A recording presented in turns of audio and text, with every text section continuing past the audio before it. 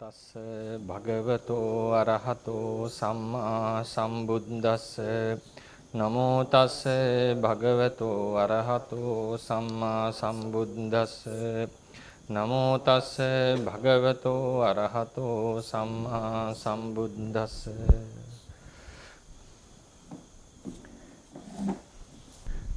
ගෞරවනීය ස්වාමීන් වහන්සේලා වර ප්‍රමුඛ මහා සංඝරත්නයන් අවසරයි. අද අපි කතා කරන්නේ නැවතත් රූපේ සම්බන්ධයෙන්මයි. ඊයේ දවසේදී අපි රූපේ පිළිබඳ හැඳින්වීමක් කරා.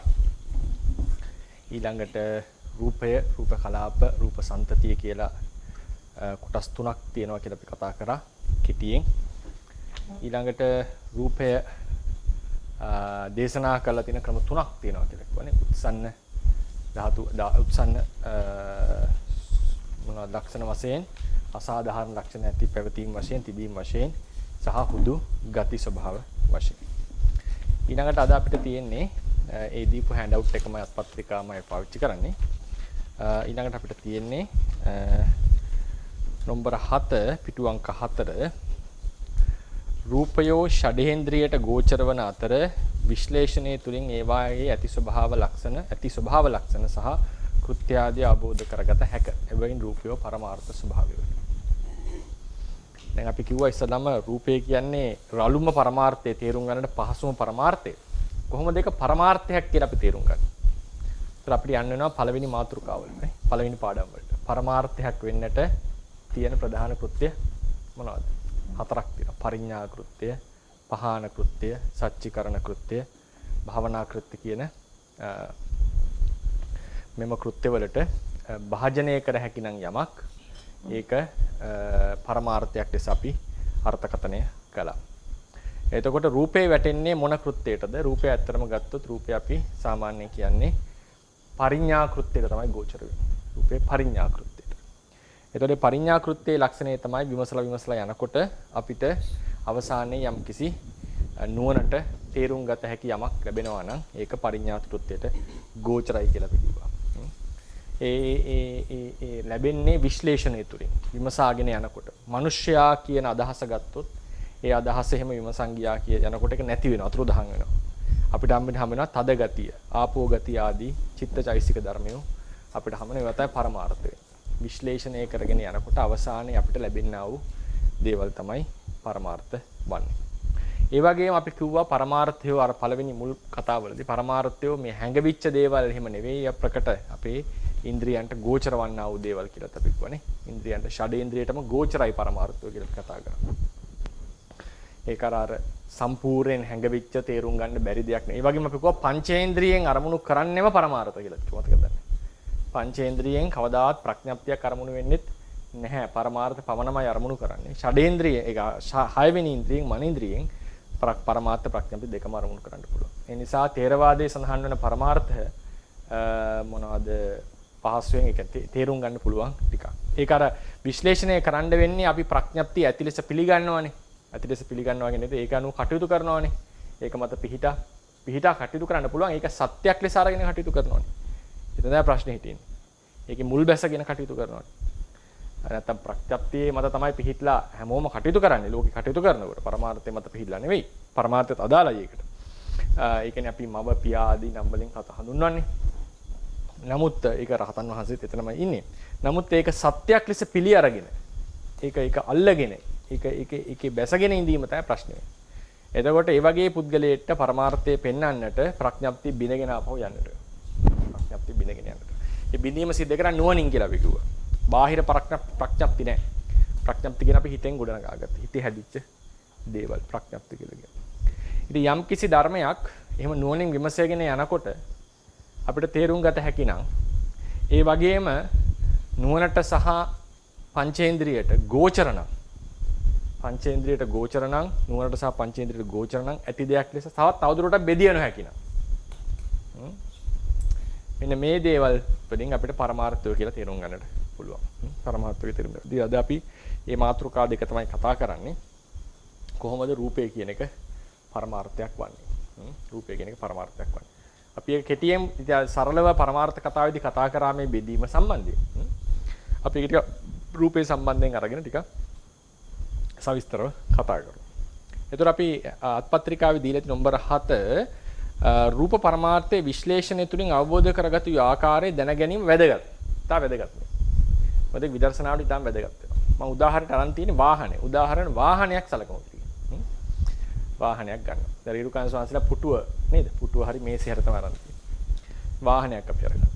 වාහනයක් ගත්තම දැන් වාහනය කියන අදහස අපි ලෝකේ ඇත්තයයි පිළිගන්න දෙයක්. මට අහවල් වාහනේ තියෙනවා, අහවල් වාහනේ මෙච්චර ගණන්. මේක තමයි බ්‍රෑන්ඩ් නිව්ම වාහනේ කියලා අපි දැන් මේකේ ජීවත් එක පිළිගන්න ඕනේ. ඒකවලට ජීවත් වෙනවානේ. අපි ලෝකයක පිළිගැනීම නෙවෙයි ප්‍රශ්නේ තියෙන්නේ. ඒකේ ඇත්තම ස්වභාවය අවබෝධ කරගන්නේ නැති බවක් අපිට තියෙනවා. ඇත්තටම ගත්තොත් නුවණින් විමසලා බැලුවොත් එහෙම වාහනය කියලා එක දෙයක් හොයාගන්නට නැහැ. වාහනය කියලා එක දෙයක් අපිට හොයාගන්නට නැහැ. තියෙන්නේ දේවල් වල එකතුවක් කියලා. දේවල් වල එකතුවක් තමයි වාහනය කියලා. මොනවද දේවල් ටික ගත්තොත් චැසියක් තියෙනවා. එන්ජිමක් තියෙනවා. ඊට පස්සේ සීට් ටිකක් තියෙනවා. ටයර් රෝද ටිකක් තියෙනවා. වගේ තව নানা අංගෝපාංග ඇන තියෙනවා. ඒක ඔක්කොම එකතු වුණාම තමයි වාහනය කියන අදහස එන්නේ. අර දේශනාවේ තියෙන යථාපි අංග සම්භාරා හෝති සද්දෝ රතෝ ඉති. කරත්තේ උපමාවට ඒක අර දිවේ කරත්තනේ. අර කරත්තේ ගත්තොත් ඒක නේ අපි වැඩි මේ පාවිච්චි වෙලා නැහැ. ඒක කරත්තේ ගත්තොත් එහෙම ප්‍රකට නැහැ. රද්ද තියෙන වාහනයක් තමයි ගන්න වෙන්නේ. අර ඉස්සර කරත්තේ රෝද ටිකයි ඒකේ තියෙන වචන නම දන්නෙත් නැහැ. මේ උඩ තියෙන වහලේ තියෙනවා නේද? ඒකේ හරක බඳින එක තියෙනවා. ඒ ඔක්කොම එකතු වෙලා තමයි කරත්තේ කියන සංකල්පය තියෙන්නේ. හැබැයි කරත්තේ කියන සද්දය ව්‍යවහාරය බුදු ව්‍යවහාරයක් පමණයි.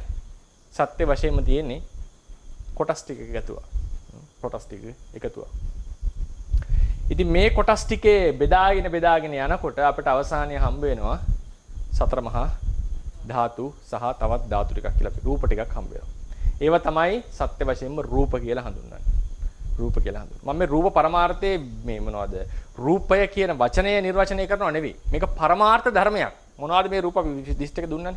පඨවි ආපෝ තේජෝ වායෝ ආදී. ආයේ පොඩි එකක් මතක් කරන්නට තියෙනවා. ඒ කීප දිනක්ම මතක් කරලා තියලා තිබුණා. ඒක බොහොම පිං.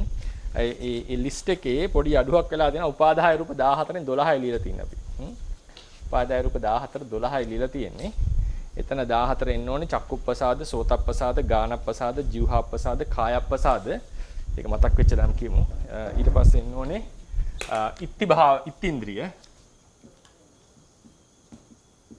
ඒකට කියනවා ඉත්තිභාව රූපේ කියලා. ඊට පුරිසින්දිය.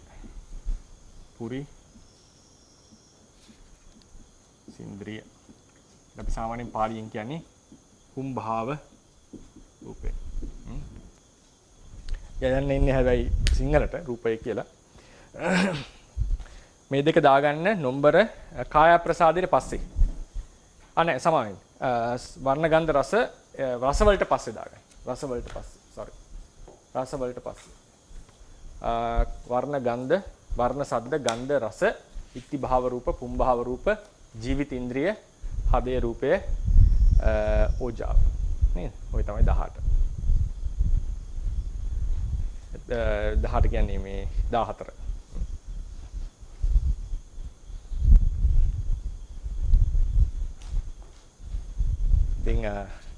දැන් මේ පරමාර්ථ රූපේ පරමාර්ථයක් ලෙස තමයි අපි හඳුන්වාගන්නේ. ඒතර ඒක බෙදාගෙන දැන් වාහනේ කියන එක බෙදාගෙන ගියාම අපි අර ඉස්සල්ලාම කුඩා අංශු වලට කඩලා යන බෙදීම නෙවෙයි.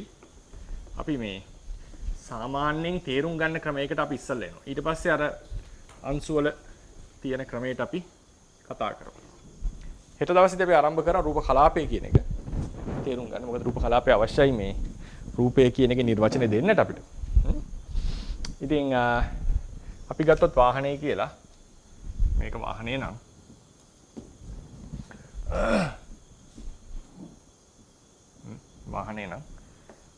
මේ වාහනේ අපි කියනවා සාමාන්‍යයෙන් ධර්මයේ කියන ඔය තියෙන මේ ලිස්ට් එකේ හැටියට අපි දීපු ලිස්ට් එකේ හැටියට පඨවි ආපෝ තේජෝ වායෝ වර්ණ ගන්ධ රස ඕජා කියලා 8කට අපි කඩනවා. සාමාන්‍යයෙන් මේ බෙදීමේ අවසානයේ මේ process එක නෙවෙයි කතා කරන්නේ. මේක පියවර කිහිපයකින් තමයි මෙතනට එන්නේ අපි. අවසාන පියවර ලෙස මෙතන අපි කතා කරනවා. මේව ටිකක් අපි කතා කරමු. කොහොමද මේකට එන්නේ කියන එක සහ ඒ එන process එකේ තියෙන කලාපය වගේ දේවල් අපි පස්සේ කතා කරමු. දැන් මේ තමයි වාහනයේ අවසාන ප්‍රතිඵලය. අපි තේරුම් ගන්න එක නුවණින්. මේ ටික තමයි තියෙන්නේ. මේ ටික කොහොමද මේක විදර්ශනාවට එනකොට එක එක යෝගියා නානා ක්‍රම වලට තේරුම් ගන්න. සමහර කෙනෙක් එන්න ඕනේ මේ පියවරෙන් පියවර.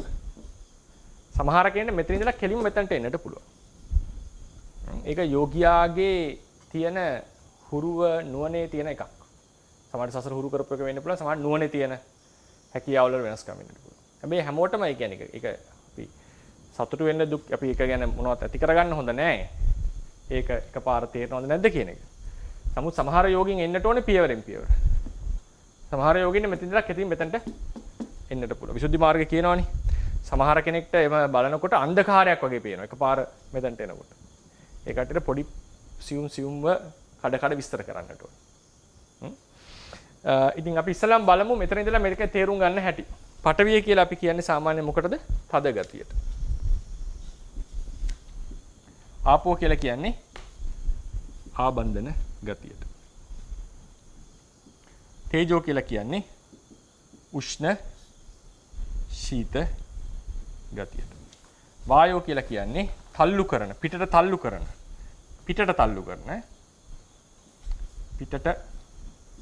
තල්ලු කරන නැත්නම් පුම්බවන ගතිය. වර්ණය, ගන්ධ, රස කියන පැහැදිලි නේද? ඇහැට සංවේදී බව. අපි එකක් ලියමුකෝ. ඇසට සංවේදී ගතිය. ගන්ධය කියන්නේ නාසයට සංවේදී ගතිය. රස කියලා කියන්නේ දිවට සංවේදී ගතිය. ඕජාව කියලා කියන්නේ අනුභව කරාට පස්සේ ශරීර අභ්‍යන්තරයේ යම් රූප උපදවන. ඒ වගේම ශරීරයේ බල ගන්නවන රූප ටික. අනුභව කරාට පස්සේ. සත්ව ශරීරවල අනුභව කළ නැත්නම් අපිට සත්ව ශරීරවල කියලා පොදුවේ කියමු. සත්ව ශරීරවල රූප උපදවන ඒ වගේම ඒවා බල ගන්නවන ශරීර බල ගන්නවන ගතිය. ශරීර බල ගන්නවන ගතිය. උපදවන ශරීරය බල ගන්නවන ගතිය. මේ තමයි අපි සාමාන්‍ය ව්‍යවහාරයෙන් මේ සරල වචන වලින් කිව්වොත්. පඨවි ආපෝ තේජෝ වායෝ වර්ණ ගන්ධ රස ඕජා කියලා කියනවා. දැන් මේ ටික අපි මේ වාහනය කියන දැන් වාහනය කිව්වම එක දේවල් ඇසෙම්බල් කරලා එකතු කරලානේ මේක හදලා දෙන්නේ. නේද? ඒක දෙයක් නිසා අපිට වැටහෙනවා. ඒක ස්වභාවය සාමාන්‍යයෙන්. ඒක අපි දැන් මේ සරලව කතා කරලා සමහර කෙනෙක්ට ටක් ගාලා තේරෙන්න පුළුවන්. මම මතක තියාගන්න ඒ කඩා ගන්නවා කියන එක විශේෂ දෙයක්. විදර්ශනාවේ තියෙන මූලිකම ඥාන පදනම මේක. ඒ කියන්නේ විදර්ශනාවට එනකොට සුතමේ ඥානය කියලා එකක්. ඒක තමයි ඉගෙන ගන්න යන්නේ. මාස ගාණක් අවුරුදු ගාණක් ඉගෙන ගන්න. සාමාන්‍යයෙන් දැන් මෙතන ඉන්න සමහර ගිහි පින්වතුන්ට හිතෙන්න පුළුවන් මේක අපි ඉක්මනට ඉගෙන ගන්නට ඕනේ, ඉක්මනට තේරුම් ගන්නට මතක තියාගන්න. බුදුරජාණන් වහන්සේ මේ ටික ඉගෙන ගන්න භික්ෂුවකට අවුරුදු 5ක් දෙනවා. පැයක් නෙවෙයි ඉගෙන ගන්න භික්ෂුවක් වුණාම ඒ තව ගුරුවරයා ගාව නිතර ඉන්නවා. ඊට පස්සේ එතන සාකච්ඡා යනවා. ඒ ඔක්කොම එක තමයි දැනුම හැදෙන්නේ. අරිහත්ත්වයට දක්වා අපි මේ කියනවානේ අරිහත්ත්වයට දක්වා මේ ටික අපි කතා කරනවා කියලා. මේ ටික දැන් මේ අපි හිමින් මේ යන්නේ. ඇත්තට මතක තියාගන්න මේක අවුරුදු 5ක වැඩක්. අවුරුදු 5ක් ගන්නවා මේක සාමාන්‍යයෙන් මේවා කරගන්න. බුදුරන් වහන්සේ භික්ෂුන් වහන්සේලා කියන්නේ කොහොමද? සියලු වැඩ වැත්තක තියලා මේකටම කැපවෙච්ච පිරිස. නේද? ඒතර එවන් වූ ඒ ඔක්කොම ගිහි බන්ධන පැත්තකට තියලා ආපු පිරිසක්. ඒ ආපු පිරිසට අවුරුදු 5ක් ගන්නවා කියලා. ඊට පස්සේ තමයි යාට දෙන්නේ අවසර තනියම කියලා භාවනා කරන්න. ඉතින් දක්ෂ කෙනෙක් ඇතුළතදී ඒක කරගන්න ඉන්නවා. ඒ සත්ත්ව වෙනස්කම් නිසා. නමුත් සාමාන්‍යයෙන් උන්වහන්සේ අවුරුදු 5ක් බලාපොරොත්තු වෙනවා. බරිනම් 6ක් 7ක් හරි කරගන්න කියලා. මෙතන සුතමේ ඥානය. සුතමේ ඥානය කියන එකත් දැන් මට සමහරවිට තේරෙනවා. ඒ කියන්නේ පහත් කරනවත් චෝදනා කරනවත් අර්ථය නෙවෙයි අපිට තියෙන උනන්දුව නිසා. ඒක ඇත්තටම හොඳයි. අපි ඉක්මනට භාවනාව මොකද්ද කොහොමද කරගන්න ඕන කියලා අහන සමහරට වයස නිසා වෙන්නට පුළුවන්. සමහරට සසර බය තේරිලා වෙන්නට පුළුවන්. මේ දුක තේරිලා වෙන්න පුළුවන්. ඒ නිසා මේ උනන්දුව ඇති වෙනවා. ඒක ඊටාම හොඳ ලක්ෂණයක්. මන්ට භාවනා කරන්න ඕනේ මට ඉගෙන ගන්න ඕනේ කියන හැඟීම. ඉතින් නමුත් ඒක ක්‍රමානුකූලව කරනවා නම් අපි එක යම් ක්‍රමවේදයක් තියෙනවනේ නේ. දොස්තර කෙනෙක් වෙන්න ඕන කියලා එක පාට ගිහිලා එක වසරෙන් දොස්තර වෙන්න බෑනේ අපිට. ඒ ක්‍රමානුකූලව අවුරුදු ගාන ගිහිලා අඩු ගානේ ඕලෙවල් කරලවත් යුනිවර්සිටි යන්න දෙන්නේ නැහනේ. සාමාන්‍යනේ. ඒ පියවර ගාන යන්නේ. සමහර රටවල් නම් ඒ බයිපාස් කරලා යන්න අවස්ථාවක් තියෙනවා පොඩි අයට පා යුනිවර්සිටි යන්නේ. ඉතින් මම අදහස් කරන්නේ කොහොම වුණත් අර ක්‍රමානුකූල බව කියන එක හැමතැනකම තියෙන දෙයක්. ඒකෙදි සමහරලාට පොදුවේ අපි කතා කරනකොට සමහර කෙනෙක්ට ඉතා වේගෙන් මේ ටික කරගෙන යන්න පුළුවන් අය ඉන්න පුළුවන්. පොදුවේ කතා කරනවා අපි යම් කිසි මධ්‍යම වේගයෙන් තමයි කතා කරන්නේ. ඒකත් මම කියන්න ඕනේ. ඒ සුතමේ ඥානය තමයි මේ දෙන්නේ. මේ සුතමේ ඥාන. ඉගෙන ගන්න මොනවද තියෙන්නේ? මොනවද තේරුම් ගන්න කියන්නේ. ඊට පස්සේ එකක් තියෙනවා සුතමේ ඥානයට අමතරව මානසිකාර කෞශල්‍ය කියලා. මානසිකාර කෞශල්‍ය. ඒක හැකියාව. සුතමේ ඥාණයෙන් අපි කරන්නේ මේ තියෙන දේවල් ඉගෙන ගන්න. පටවි තියෙනවා, ආපෝ තියෙනවා, මෙච්චර රූප කලාප ටිකක් තියෙනවා තේරවාදයට. මෙච්චර සිත් ටිකක් තියෙනවා, චෛතසිකක් තියෙනවා. ඒක සුතමේ ඥානය. සුතමේ ඥානයේ ප්‍රායෝගිකත්වයට ගේන්නට තියෙන දොර ඒක ප්‍රායෝගිකත්වයේ එන තැන තමයි ඔබගේ මානසිකාර කෞශල්‍ය කියන්නේ. මානසිකාර කිරීමේ හැකියාව. ඒක ලොකු විස්තර කතාවක්. මානසිකාර කෞශල්‍ය. කෞශල්‍ය කියලා කියන්නේ හැකියාවනේ. ඒ කියන්නේ මේ දෙය හිතට වැටහෙන්නට ඕන. වැටහෙන්නට ඕන. ඔතන තමයි ඔය සුතමය ඥානයයි ප්‍රත්‍යක්ෂ ඥානය අතර තියෙන වෙනස. සුතමේ ඥානයයි ප්‍රත්‍යක්ෂ ඥානය අතර තියෙන වෙනස. යොක් සමහරලාට ඒක හරි අමාරුයි මේ වෙනස පනින්න සමහර කෙනෙක්ට. නමුත් උත්සාහවත් වෙන්න ඕන. ඒකට තමයි පුරාණ ආචාර්යවරු මේ තියෙන ධර්මයෝ සම්බන්ධයෙන් নানা ක්‍රමවලට විස්තර කරලා තියෙනවා. ඔය ලක්ෂණ රස පච්චුපට්ඨාන පදට්ඨාන කියලා හදනවා. එකක් ඔය සුතමේ ඥානෙ ඉඳලා මානසිකාර කෞශල්‍ය මානසිකාර හැකියාව ප්‍රත්‍යක්ෂ අවබෝධයට මේ නිවන නෙවෙයි මම මේ කතා කරන්නේ. නිවන මාර්ගඵල අවස්ථාවක් නෙවෙයි. විදර්ශනාවේ මූලික අඩිතාලමට එන්නට පාලමක් හදලා තියෙනවා.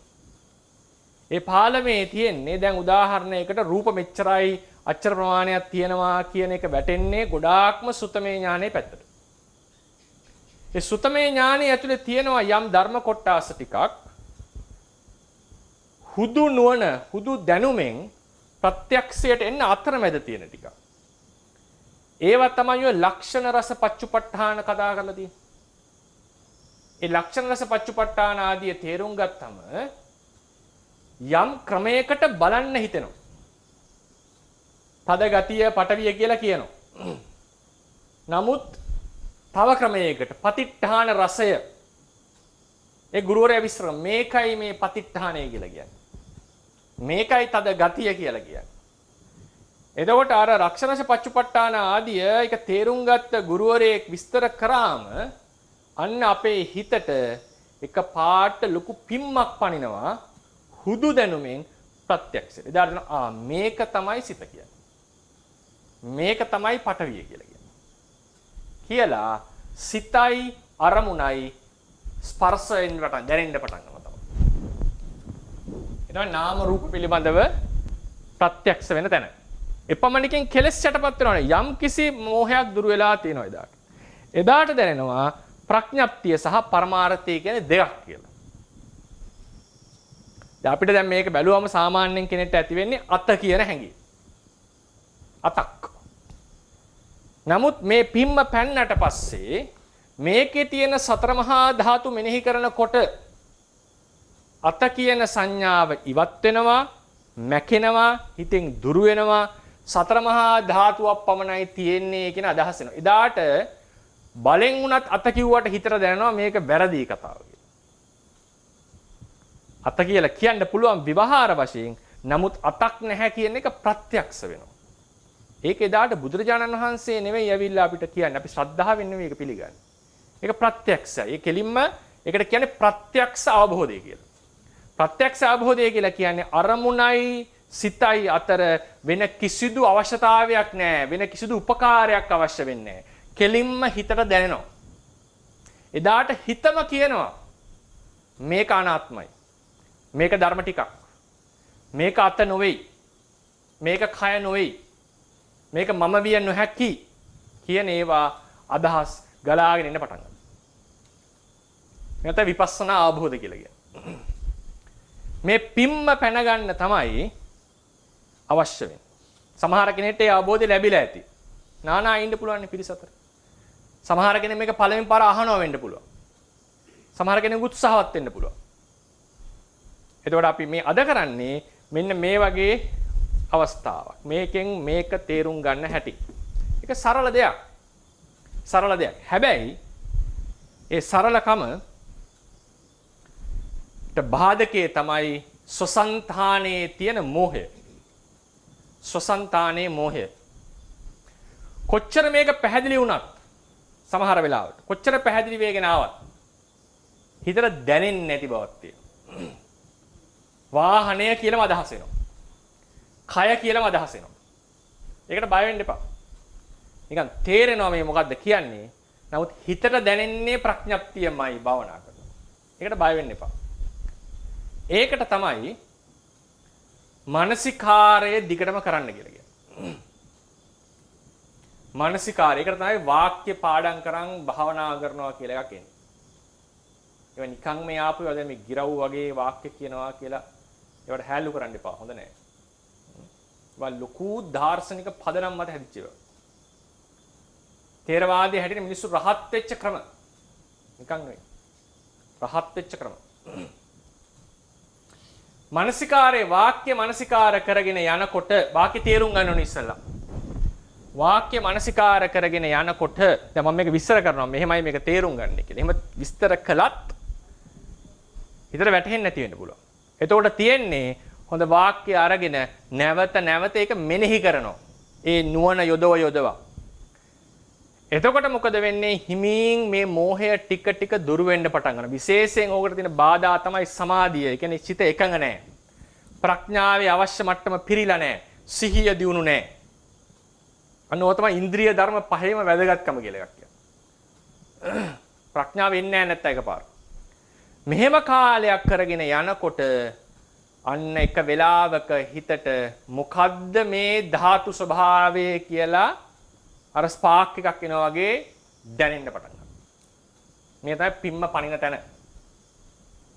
සාමාන්‍යයෙන් ඒක දැනෙනකොට ඒ පළවෙනි අත්දැකීම නම් ඒක අමතක වෙන්නේ නැති සිද්ධියක් ජීවිතේ. මේ මාර්ගඵල අවස්ථා නෙවෙයි. මුලින්ම මේ සුතමේ ඥාණයෙන් ප්‍රත්‍යක්ෂ නාම රූප පිළිබඳ ඥාණයට පැමිණෙන පණින තැන. ඒ වෙලාවට අපි කියනවා වචනයක් ප්‍රඥප්ති සමතික්‍රමණය කරනවා කියලා.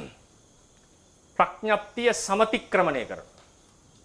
ප්‍රඥප්ති සමතික්‍රමණය කියන එක අපිට සමතෙත් හම්බ වෙනවා විදර්ශනාවෙත් හම්බ වෙනවා. ඒක සමතේ හම්බ වෙන්නේ වෙන ක්‍රමයකට. විදර්ශනාවේදී හම්බ වෙන්නේ මේ ඉගෙනගත්ත දැන් මුලින්ම මානසිකාර කරනකොට මේ මානසිකාරයේ තියෙන ප්‍රයෝජනේ දැන් හරිය වැටහෙන්නේ නැහැ කියලා දන්නු. දැන් කොහොමද මේක ගෙන්න ගන්න හිතට? පටවිය කියලා තේරුම් ගන්න හදනවා. ඒක තමයි අමාරු එක ඉතින්. මානසිකාරයක් තියෙනකොට වාක්‍යයක් තියෙනකොට අපිට තියෙන්නේ රූලේ යන්න. ඒක නැවත නැවත මෙනෙහි කරන්න. කරගෙන යනකොට ඉන්ද්‍රිය දියුණු වෙලා මේක අනාත්ම ක්‍රියාවලියක් නිසා ප්‍රත්‍යක්ෂයක පාට වෙන්න පටන් ගන්නවා. ඒකට උත්සාහයෙන් deliberately උත්සාහයෙන් කරන්න ඕනේ. උදාහරණයකට කියනවා පූර්වේ නිවාසානුස්මති ඥාණයෙන් පෙර භවයේ බලන්න යනකොට සමහර අයට මේ භවයේ ප්‍රතිසන්දියයි ඊළඟ භවයේ චුතියයි කියන එක අතර හිර වෙනවා. හිත යන්නේ නැහැ. එතන ඉහට පේන්නේ නැහැ. අන්ධකාරයක් වෙනවා. එයාට කියනවා ආපහු ඇවිල්ලා නැවත සමාධියට සමවැදිලා ඉන්ද්‍රිය ධර්ම දියුණු කරගෙන ආපහු යන්න ඕනේ මුලේද. එතනට යන්න. මුල දෙනවා කියන්නේ ඉක්මනට ඒ ටික යන්න පුළුවන්. මොකද මුල ටික දැන් බලන්න තියෙන්නේ. ගිහිල්ලා ආය උත්සාහ. බැරනම් ආය සමාධියට එන්නට. ඔහොම යනකොට පෙර භවයේ වහන සම්මෝහය කියන එක යටපත් වෙනකොට අන්න එක පාට බිම පනිනවා. ඒ වගේ එකක් තමයි ඉතිපිසෝ පාඨය මෙනෙහි කරනකොට අරහං සම්මා සම්බුද්ධෝ කියනකොට මුලින්ම එන්නේ වචන ටිකනේ. මුලින්ම වචන ටික පේන්නේ. බුදු පිළිමයක් සමහරලාට කෙනෙක්ට වැටහෙන්න පුළුවන්. ගුණයට හිත යන්නේ නැහැ මුලින්ම. ප්‍රඥප්තිය ඉන්නේ වචන නාම ප්‍රඥප්තිය අපේ හිතේ ඉන්නේ. සමහරට අකුරු ටික පේන්නේ. ඔක ඇත්ත කතාව. හැබැයි නැවත නැවත යනකොට ගුණයට හිත වඩන්නට අපේක්ෂා තියක්. මේ අපේක්ෂාව විතා වැදගත්. අපේ ශාසනයේ මූලික අපේක්ෂාව විතා වැදගත්. මූලික අපේක්ෂාව නිසා තමයි සෝවාන් මාර්ග ඥානයට ඉදිරියේ දැනගනී දෙනවා නමක් අනඤ්ඤා තඤ්ඤස්සාමිතින්ද්‍රිය. අනඤ්ඤා තඤ්ඤස්සාමිතින්ද්‍රිය කියලා කියන්නේ අනාගතයේහි සත්‍ය අවබෝධ කර ගනිමි ආපු ගමනේහි ප්‍රතිඵලයේ ලෙස පහළ වෙන ඉන්ද්‍රිය. ඒ වෙලාවේ ප්‍රත්‍යක්ෂව දකින්න. නමුත් ඒකට නම දෙන්නේ පූර්ව ප්‍රතිපදාව වශයෙන්. ඒ නිසා අපේ අපේක්ෂාව ඉතා වැදගත්. තාම වැදගත්. ඒ නිසා ඒ අපේක්ෂාවෙන් බුදු ගුණය තේරුම් ගන්නට ඕනේ කියන අපේක්ෂාවෙන් වඩාගෙන යනකොට එක වෙලාවක අරහං කියන ගුණය දැනෙන්න පටන් ගන්නවා හිතට. සම්මා සම්බුද්ධ කියන ගුණය දැනෙන්න පටන් ගන්නවා. එදාට තමයි මේක සමත්‍රික්‍රමණය කරා කියලා කියන්නේ ප්‍රඥප්තිය. ඒ වගේ මේ සතර මහා ධාතු නැත්නම් පරමාර්ථ ධර්මයෝ මෙනෙහි කරමින් යනකොට සමහර කෙනෙකුට එකපාර තේරෙනවා, සමහර කෙනෙක්ට ඒක නැවත කරන්නට ඕනේ. ඒ වඩන්නට ඕනේ. වඩනවා කියලා කියන්නේ මෙනෙහි කරන්න, මානසිකාර කරන්නට ඕනේ. එතකොට එකපාරට මේක වැටහෙන්නත් පටන් ගන්නවා. දැන් අපි එනවා මොනවද මේ ධාතු? කොහොමද මේක තේරුම් ගන්න? වාහනය කියලා දෙයක් තියෙනවනේ, මේක වාහනය කියලා අපිට හැදෙන්නේ. ඒ වාහනේ තද ගතිය, පටවිය කියන්නේ තද ගතිය. තද ගතියක් ඒ වාහනය කියලා කියන්නේ යම්කිසි අවකාශයක් ඉඩක් ගන්න දෙයක් නේ. මම සම්මුතියෙන් කතා කරා. ඉඩක් ගන්න දෙයක්. මේ අවකාශයේහි අපි හිතමු වර්ග මිලිමීටර් වර්ග සෙන්ටිමීටර් මෙච්චර ප්‍රමාණයක් කියලා. 1000ක් කියලා හිතන්නකො. 10000ක්. හරි. වර්ග සෙන්ටිමීටර් 10000. එතකොට වර්ග සෙන්ටිමීටර් 10000 තමයි වස්තුව තියෙන්නේ. ඒක පුරාවට ඒ අවුටර් ලේයර් එක පුරාවටම හැම තැනම තද ගතියක් නැද්ද? ඒක දැනෙන්නේ කොහොමද? ඇල්ලුවාම තදයි. ගැහුවාම අත විනිවිද යන්නේ නැහැ. නතර වෙනවා. මොන හරි දෙයක් තිබ්බොත් එතන තියෙනවා. ගිහලා ඉඳගත්තොත් පොළොවට නැහැ, සීට් එක උඩ නතර වෙනවා. වාහනේ කියලා තව එක හැප්පුණොත් කාර් එක අර ගහහරා විනිවිද යන්නේ නැහැ. ගහේ හැප්පිලා නතර වෙනවා. මොකද්ද මේ? මේ තමයි තද ගතිය. මේ තමයි තද ගතිය. තද ගතිය নানা ක්‍රම වලට විස්තර කරන්න. ඇල්ලුවාම දැනෙන එදා මහත්යෙකුත් එක ෆීලිං එකක් නේද කියලා. තද ගතියක් කියලා. ඒක හිතට දැනෙන්නේ එහෙම තමයි තදක් ලෙස. නමුත් මේක ප්‍රායෝගිකව විද්‍යමාන දෙයක්. ඒ නිසා තමයි වාහන දෙකක් හැප්පෙනකොට ඒ දෙක එකිනෙක විනිවිද යන්නේ නැතුව නතර වෙන්නේ. ඒ නිසා තමයි සීට් එකේ අපිට ඉඳගෙන ඉන්න පුළුවන් බිම වැටෙන්නේ නැත්තේ. ඒ නිසා තමයි මොකක් හරි දෙයක් තියන්නට පුළුවන්. මේක අල්ලන්නට පුළුවන්. tangible. ස්පර්ශ කරන්නට පුළුවන්. මේ තමයි තද ගතිය. දැන් හිතන්න. මේ තද ගතිය මේ තද ගතිය තියෙනවා. ඒ තද ගතිය වගේම ඒකේ තියෙනවා ඇහැට පේන වර්ණයක්. පාටක්. රතු පාට කියලා හිතන්න. නෑ නිල් පාට. ගත නිල් පාට. නිල් පාට. නිල් පාට ඇහැට සංවේදී. තද ගතිය කයට සංවේදී. තද ගතිය නිල් පාටද?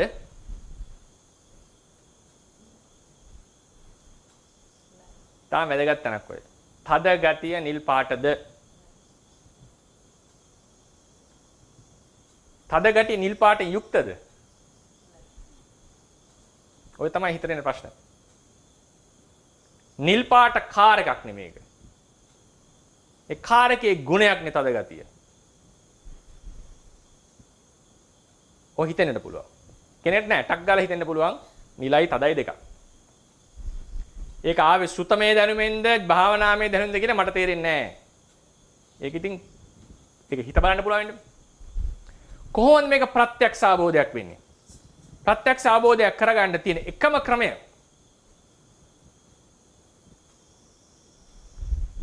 තද ගතියටයි නිල් පාටටයි වෙන වෙනම මානසිකාරය කරන්න. තද ගතිය වෙනම අරමුණු කරනවා, නිල් පාට වෙනම අරමුණ හිතෙන්. නිල් යනු පාටක්, තද යනු කයට දැනෙන දෙයක්. මෙහෙම මාරුවෙන් මාරුවට මේක කරගෙන යනකොට එක වෙලාවක හිතට දැනෙන්න පටන් ගන්නවා. හිත තේරුම් ගන්නවා මේ දෙකක්. වචනෙන් කියන්න පුළුවන් ඒක වෙනම කතාවක්. මොකද හිතට දැනෙන්න එපයි. ඒ හිතට දැනෙන එක පෞද්ගලිකයි. ඒක එක ඥානවන්තයාට දැනෙන ක්‍රමය. ඒක තමයි කියන්නේ මේ ධර්මය දෙන්න පුළුවන් සීමාවක් තියෙනවා. බෙල්ලේ දාන් ඉන්න මාළේ හැමෝටම පේනවනේ. හැබැයි එකිනෙකාගේ අවබෝධය එකිනෙකාට පේන්නේ නැහැ. ගුරුවරයා ආબોධ කරා කියලාවත් ශිෂ්‍යයාටවත්, ශිෂ්‍යයා ආબોධ කරා කියලා ගුරුවරයාටවත් මේක අවබෝධ වෙන්නේ නැහැ. ඒ නිසා තද ගතිය කියලා කියන්නේ අර කියපු ලක්ෂණ ටිකට. හරිනේ? මේ කතා කරන්නේ ඇහැට පේන බවකට. මේක දෙකක්. ඒ අවකාශයේහි යම්කිසි තාපයක්, උෂ්ණ ගතියක්, සීත ගතියක් කියලා එකක් පවතිනවා. ඒක තේරෙන්නේ උෂ්ණත්වයේ තුලින්. උෂ්ණත්වයේ තුලින් දැනෙනවා මේක මොකක් හරි හීට් එකක් මේක තුල තියෙනවා. නැත්නම් coldness, සීත බවක්. මේක ඉන්ඩිකේට් කරන එක නිරූපණය කරන්නේ උෂ්ණත්වයේ තුලින්. ඒක ඇල්ලුවමත් දැනෙනවා. නුවණටත් තේරෙනවා. ඊළඟට මේ කියන තද ගතිය කියලා කිව්වේ මොකද්ද? යමක් තියන්න පුළුවන්, කොලයිඩ් වුණාම එකිනෙක හැපුණාම මේක වදිනවා, නතර වෙනවා, ඉඳගෙන ඉන්න පුළුවන්, ස්පර්ශ කරන්න පුළුවන්. හරිනේ? මේ තද ගතිය මොකද හිතන්නේ? අවකාශයේ කාර්යයේ තද ගතිය සීමා වෙලා තියෙනව නේද? මිලි මෙච්චර ප්‍රමාණයකයි තියෙන්නේ. දැන් මෙතන නම් කාර් එක මෙතන ඇල්ලුවට තද ගතිය දැනෙන්නේ නැහැ. දැන් මේකේ තද ගතියක් තියෙනවා. මෙතන ඇල්ලුවට ඒ තද ගතිය දැනෙන්නේ නැහැ. ඒක මෙතන තියෙන. ඒ කියන්නේ මොකද්ද වෙන ක්‍රමයකට? ඒ තද ගතිය අවකාශයේ යම් කිසි ප්‍රදේශයකට සීමා වෙලා තියෙනවා. විසිරෙන්නේ නැති බවක් තියෙනවා. තද ගතිය ප්‍රදේශයට ඇල්ලිලා තියෙනවා. ඈඳිලා තියෙනවා. ඒක තේරවාදයේ විස්තර කරන්නේ අභ්‍යන්තරයේ තියෙන බලයක් කියලා. රූප කලාපයට මේක තව ගැඹුරට එනවා අපි. රූප කලාපය සහ අන්තර් කලාප. ඉදිරියේ පාඩම් වල මේ දිගටම කතා කරන්න ටිකක් ගැඹුරු වෙන්නට පුළුවන්. නමුත් මේ මාතෘකාට. දැන් අපි සරල වෙන්නේ මේ. තද ගතිය විසිරෙන්නේ නැතුව යම් ප්‍රදේශයක තියෙන. ඒක තමයි ආබන්ධන ගතිය කියලා කියන්නේ. ආබන්ධන ගතිය. එතකොට තද ගතියක් තියෙනවා, උෂ්ණයක් තියෙනවා පැහැදිලි, ආබන්ධන ගතියක් තියෙනවා. ආබන්ධනය කියන්නේ අදිනවා කියන එක. ඇතුළට. මේ ආබන්ධන ගතිය විතරක් තිබුණොත් මොකද වෙන්නේ? මේක සම්පූර්ණයෙන් හැකිලෙන්නට ඕන. ඒකට විරුද්ධ ප්‍රතිවිරුද්ධ බලයක් තිබිලා තියෙනවා. ඒ නිසා තමයි මේ තද ගතිය වැදගත් එක. තද ගතිය. ඒ සබ්ස්ටන්ස් ගතිය නෑගින් තද ගතිය. අවකාශයේහි යම් පරාසයක පැතිරෙන්නට පටන් ගන්නවා. යම් පරාසයක පැතිරෙන්නට පටන් ගන්නවා. ආබන්ධන ගතියෙන් අල්ලලා තියෙනවා ප්‍රදේශයක. හැබැයි ආබන්ධන විතරක් තිබුණා මේකේ ඇතුළට හැකිල්ල පොඩි වෙන්නට ඕනේ. අර සමහරලාට තරුවල තියෙන හතුනේ ග්‍රැවිටේෂනල් කොලැප්ස් කියලා එකක් තියෙනවා. ඇතුළට තරුව කඩා වැටෙනවා. තරුව ඇතුළට මේ වෙනවා. ඒකේ බාහිරට තියෙනවා තර්මෝල් ප්‍රෙෂර් එකක් උෂ්ණය නිසා. එතකොට තමයි ඒක දෙක සමාන වෙච්ච වෙලාවට ආය නතර වෙනවා. ආය කාලයක් ගිහිල්ලා ඒ ඉන්ධනේ ශක්තිය නැතුනම ආය මේ ඇතුළට කඩ වැටෙනවා. ඔය ඉරටත් වෙනවා කියලා කියන්නේ විද්‍යාවේ. දවසක. ඊට ආය සමාන වෙනවා. ඒ කියන්නේ බාහිරට තව තල්ලුවක් තියෙනවා. ඒ තල්ලුව නිසා තමයි ථේරවාදීන්ගේ හැටියට මේ ටික මේ වගේ සීමා පැත්තකට පියවලා තියෙන්නේ. එතකොට තද ගතිය කියලා කියන්නේ අර යමක ඉඳගත හැකි විනිවිද යන්න දෙන්නේ නැති ස්පර්ශ කර හැකි දෙයක්, ගති ස්වභාවයක්. ඒක යම් කිසි අවකාශයකට සීමා වුණේ ආබන්ධන ගතියක් නිසා ඒකට කියනවා ආපෝ කියලා අපි. ධර්මයේ උෂ්ණ සීත ගතියක් ඒ හැමතැනම පැතිරිලා තියෙනවා පැහැදිලි. පිටට තල්ලු කරන පුම්බවන ගතියක් කියලා එකක් තියෙනවා. හරිනේ. ඒ නිසා තමයි මේක හැකිලෙන්නේ නැතුව තියෙන්නේ. ඇහැට පේන බවක් තියෙනවා සංවේදී බවක්. රූපේ වර්ණ රූපේ. නාසයේ තිබ්බොත් එහෙම ගඳ සුවඳක් දැනෙනවා කියලා එකක් තියෙනවා. දිව ගෑවොත් එහෙම රසක් දැනෙනවා. අනුභව කළොත් යම් කිසි ශරීරයේ රූප ටිකක් උපදවනවා. ඒක මම නිකන් තොරතුරු ලෙස කියන්නම් අර දන්නවද දන්නේ නැහැ මිනිස්සෙක් ඉන්නවනේ මම කියලා දෙයි. ප්ලේන් එකක් සම්පූර්ණයෙන් කාපු මිනිහෙක් ඉන්නවනේ. ඒක ගිනස් වර්ල්ඩ් රෙකෝඩ් එක. මාස 6ක් යනවා මිනිස්සුන්ට කන්න මුළු ප්ලේන් එක. මේක බලන්නේ මට මතකයි ප්‍රංශ ජාතිකේ. යා රෙස්ටෝරන්ට් එකට ගියාම මේ නෝනට එනවා හොඳ සලාඩ් එක හොඳ රසවත් කෑම ටික. ඉතින් කොහොමද ඒ රටවල කෑම ඉහළයි. මෙයාට එන ප්ලේට් එකේ තියෙන්නේ ඇන ටිකක් ඊට පස්සේ වීදුරු කෑලි ටිකක් යකඩ කෑලි ටිකක් ඒවා තමයි තියෙන්නේ. කන්න පුළුවන්. හපන්නත් පුළුවන් මේ මනුස්සයා. ඊට පරිශන කරලා මේ ඔක්කොම දිරවනවා. කාය ඇතුලේ. මනුස්සයා වැඩෙනවා.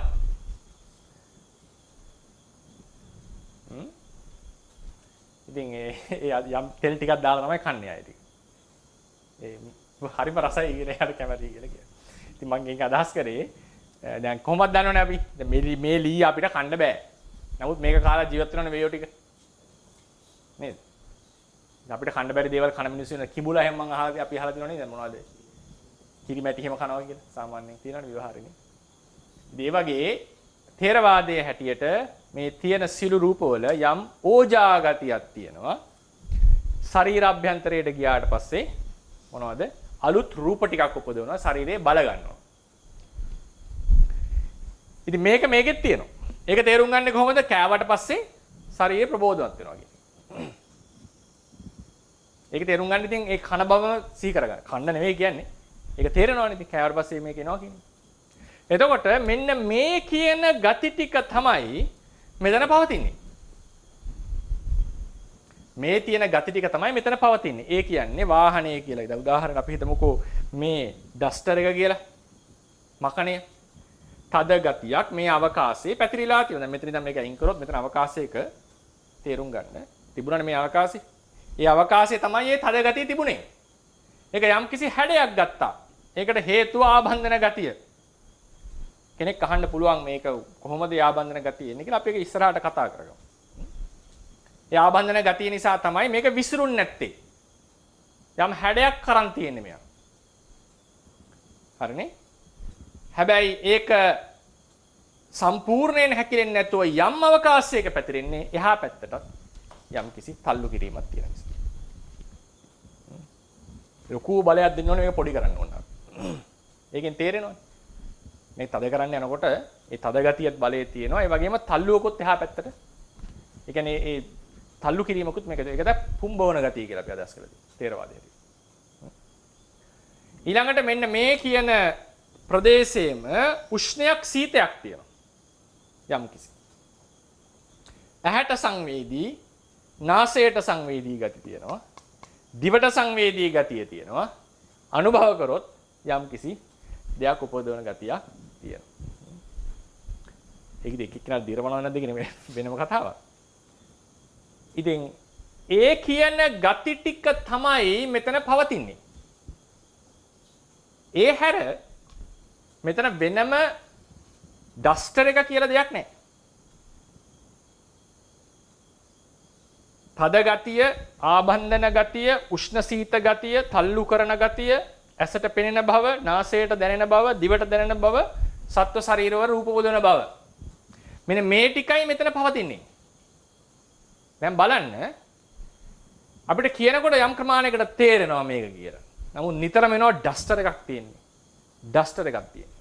කාටද හිතෙනවා නම් ඩස්ටර් එකේ තද ඩස්ටර් එකේ පාට ඩස්ටර් එකේ ගඳ සුවඳ, ඩස්ටර් එකේ ආබන්ධන ගතිය, තල්ලු කරන ගතිය, උෂ්ණය, ඒ අදහස පදනම් වෙලා තියෙන ඩස්ටර් එක ඇත කියන අදහස ඉඳලා.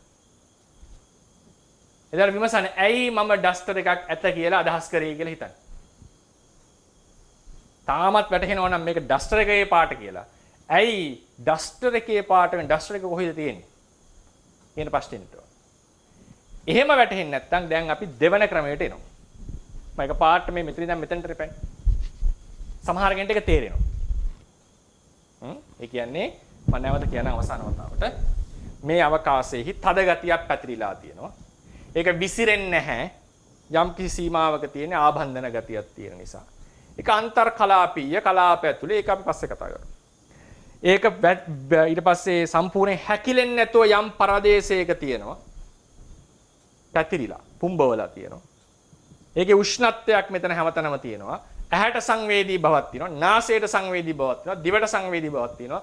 ශරීර අභ්‍යන්තර උපපොදන බවක් තියෙනවා. මේ ටික එකතු වුණාම ආපු අදහසක් පමණයි ඩස්ටර් එක. මේක තේරුම් ගන්න ඕන නම් අපි කරන්න ඕනේ වර්ණය ලෙස මෙනෙහි කරන්න. මේක ඕනනම් අල්ලලා තද ගතිය ලෙස මෙනෙහි කරන්න. තද ගතියට වෙනම අවධානය. ඩස්ටර් එක කියන අදහසට තද ගතියට අදහස් දෙන්න බලන්න. ඩස්ටර් එක කියන අදහස පැන නගිනවා කරන්න දෙයක් නැහැ. ඒක හැටි හිතේ. තද ගතිය වර්ණය. තද ගතිය වර්ණය. මම මේ දෙක ගත්තේ ලේසි නිසා.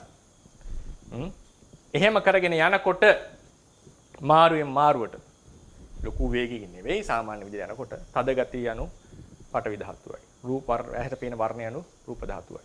ඔහොම මෙනෙහි කර කර යනකොට එක වෙලාවක තද එකක් වර්ණය තව එකක් මේක දෙකක් කියලා හිතෙන්න වඩා. ඔය තමයි ධාතු විනිර්භෝගය කියලා කියන්නේ. ඒක වචනේ ධාතු විනිර්භෝගය. ධාතු විනිර්භෝගය කරනකොට ප්‍රඥප්තිය සමතික්‍රමණය වෙනවා. ප්‍රඥප්තිය සමතික්‍රමණය කරන්න වෙන ක්‍රමයක් නැහැ. ධාතු විනිර්භෝගයමයි තියෙන්නේ. ධාතු වෙන් කිරීම. ධාතු විනිර්භෝගය එකසිතකින් කරන්න බෑ. මේක ධර්ම ගොඩක් නේ. එහෙනම් එකවර එක ධර්මයයි. ඊළඟ වර තව ධර්මයයි. ස්වාමීන් එතකොට කොහොමද තේරෙන්නේ මේ ඔක්කොම එකතුවක් කියලා? ඒක තමයි සිතේ ආශ්චර්යය.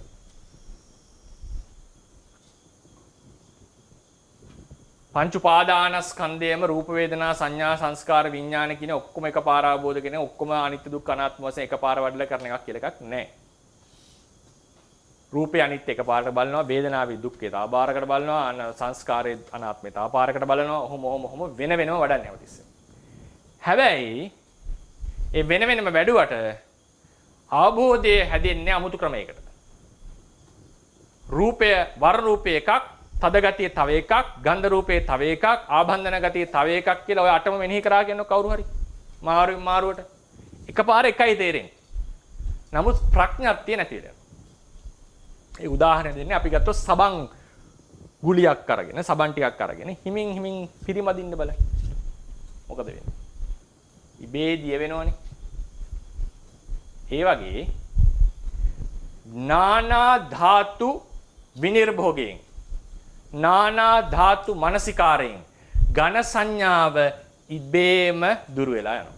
අමුතුවෙන් ඝණය කඩනවා කියලා එකක් අවශ්‍ය නැහැ. වෙන වෙනම මෙනෙහි කරන්න තියෙනවා. එතකොට ඒ විදිහට ගත්තම මේ සතර මහා ධාතු නුවණට දැනෙනවා. පංචේන්ද්‍රියෙන් සමහර ඉන්ද්‍රියන් වලට දැනෙනවා. ඒ නිසා මේ සතර මහා ධාතුව කියන්නේ මේ ඔක්කොම ටික අටට. ඒ නිසා මේ සියල්ලම පරමාර්ථයෝ කියන තැන තේරවාදීන් ඉන්නවා. පරමාර්ථයෝ. ඊළඟට අපි එනවා මේක තවදුරටත් බෙදිය නොහැකි 8 වෙනි නම්බරේ. තවදුරටත් මෙයා බෙදිය නොහැකි කියලා අපි කියනවා. පරමාර්ථයක ලක්ෂණයක්. තවදුරටත් බෙදිය නොහැකි. ඒකට අපි එන්නට ඕනේ වාහනය කියන එක ගත්තම කොහොමද වාහනය පිරිවෙලින් කඩාගෙන එනවා. මෙතන නම් මේකට ඒ නිල් වාහනයම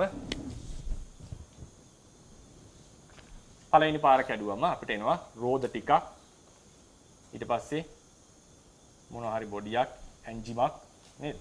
සීට් එකක්. මොනෝම ටිකක් තමයි තියෙන්නේ. මෙල් කරා. මේ ටික අවකාශයේ යම් ක්‍රමයකට පැවතුනාම තමයි වාහනය කියලා කියන්නේ. මේක හිතුමතේ දාලා තිබුණොත් ඒක වාහනයක් වෙන්නේ නැහැ. වෙන හැඩයක් වෙන්නේ.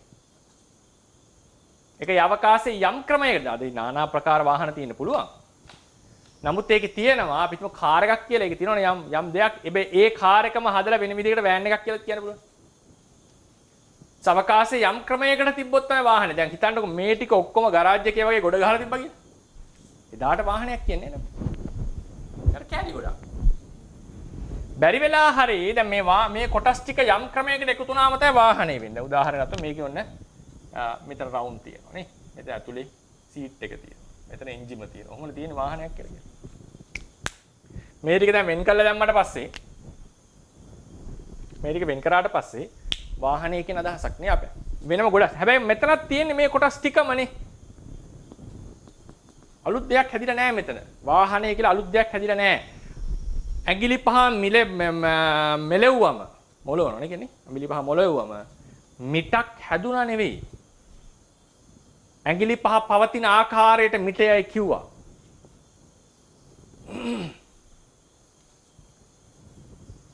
ඇඟිලි පහ දිගහැරියම අත්ලක් හැදුනා නෙවෙයි. මේ ටික පවතින ආකාරයට මේ අල්ල ආදී පවතින ආකාරයට අත්ල කියලා අපි කියනවා. ඒ වගේ කොටස් ටික එකතු වුණාම වාහනයක් හැදුනා නොවේ. තාම තියෙන්නේ කොටස් ටිකමයි. තාම තියෙන්නේ කොටස් ටිකමයි. මේ කොටස් ටිකමයි මේ තියෙන්නේ එක එක විදිහට ඇසෙම්බල් කරලා. කොටස් ටික වාහනයේද නෑ. කොටස් ටික වාහන නම් ගොඩ ගැහුවත් වාහනේ. එහෙම කියන්නේ නෑ අපි. එහෙම ව්‍යවහාරයක් නෑ. කෙනෙක් කියනවා වාහනේ තමයි තියෙන්නේ. මගේ වාහනේ තමයි මේ තියෙන්නේ කියලා කියනවා. ඒ කියන්නේ අර එහෙනම් පැදගෙන යන්නකෝ කියලා කිව්වොත් එහෙම. කවුරු හරි කිව්වොත් එහෙම මේක තමයි මගේ කොටස් කරලා දිනවනේ. මේ තමයි මගේ වාහනේ කියලා අපි කියනවා කැඩුනේ. අපි කිව්වොත් එහෙම ඔක දැන් එහෙනම් පැදන් යන්න කියලා කියනවා. එහෙම පදින්න බෑ. දැන් කලින් තිබ්බ වාහනේ කොටස් තමයිනේ කියලා කියන්නේ. එහෙනම් මේ ටිකට සැබවින්ම වාහන යන ව්‍යවහාරය නැහැ. මොකද මේ කොටස් ටික ගාලා අපිට සේල් එක දාලා විකුණන්න බෑනේ වාහනයක් කියලා. නේද? ඒක ස්පෙයා පාර්ට් කඩේකට යනවා. ඒ වගේ කොටස් ටික වාහනයක් නොවේ. එහෙම ව්‍යවහාරයක් නැහැ. එම් වුණා නම් කොයි විදිහට තිබ්බත් කොටස් ටික වාහනේ විය යුතුයි. එහෙම නැහැ. කොටස් ටික යම් ක්‍රමයකට අවකාශයේ පවතින කොට අවකාශය කියන වචන මම නිතර නම් ඉදීලා තියෙන ඇසෙම්බල් කරලා තියෙන විදිය පවතින කොට වාහනය කියලා ව්‍යවහාරයක් අපි ඇති කරගන්නවා. වාහනය කියලා අදහසක් අපි ඇති කරගන්නවා. අදහස ව්‍යවහාරය. අදහස අර්ථ ප්‍රඥප්තිය. ව්‍යවහාරේ නාම ප්‍රඥප්තිය. මේකත් අපි කඩාගත්තා ඉදානේ. පැහැදිලි කරගත්තා. ඊට පස්සේ මෙන්න මේ එක එක කොටසකුත් අපිට තවත් කඩන්න පුළුවන් නේ. සීට් එක බලන්න. රෙද්දක් තියෙනවා. කුෂන් ටික තියෙනවා. ලී මොකද යකඩ කෑලි තියෙනවා. මේ රෝදේ බලන්න. රබර් එකක් තියෙනවා. වෙනම ඇතුලේ මට තේරෙන්නේ නැහැ වචන. ඔය වීල් එකේ නේ තියෙනවා යකඩ එහෙම. නේ ටියුබ් එක තියෙනවා. ඒතකොට මේ වගේ නානා කොටස් වල මේ හැම එකක්ම කඩද හැකියි. මේවා එක එක වෙන් කරාට පස්සේ රෝදේ කියන්නේ නැහැ, චැසි කියන්නේ නැහැ, එන්ජිම කියන්නේ නැහැ. ඊට පස්සේ අන ටිකක් වගේ එනවා. මේවා ඔක්කොම වෙන වෙනවා. මේ ටික එකතු වුණාම මේක හැදුනත් නෙවෙයි ඒවා අර වගේමයි. දැන් පැහැදිලිනේ කතාව. ඔහොම බෙදාගෙන ගියාම අපිට එනවා අංශු ගොඩක්.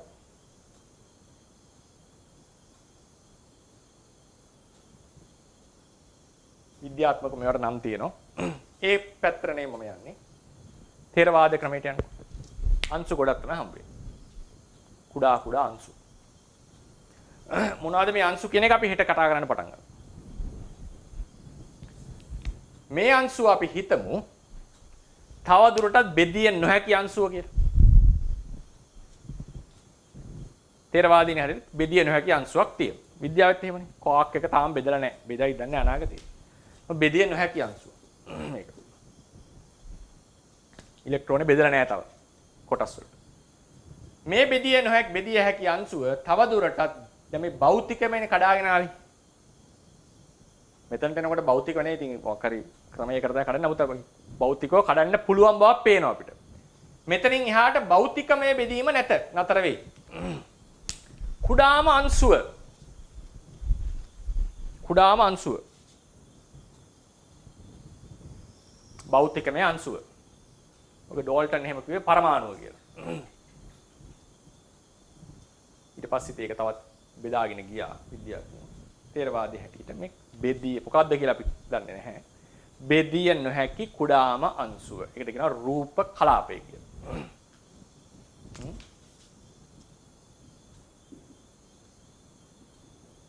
රූප කලාපයක ලක්ෂණ මොනවද? ප්‍රධාන ලක්ෂණ දෙකක් තියෙනවා. ඉඩක් ගන්න අවකාශය. යම් පරිමාණයක් තියෙනවා. ඊළඟ එක තමයි සාරයක් තියෙනවා. වචන වචනේ සාරයක් තියෙනවා. ඒකට තමයි ඉංග්‍රීසි කියන්නේ substance කියලා. ද්‍රව්‍යමය බවක් තියෙනවා. ද්‍රව්‍යමය බවක් තියෙනවා. ඉඩක් ගන්න බවක් තියෙනවා.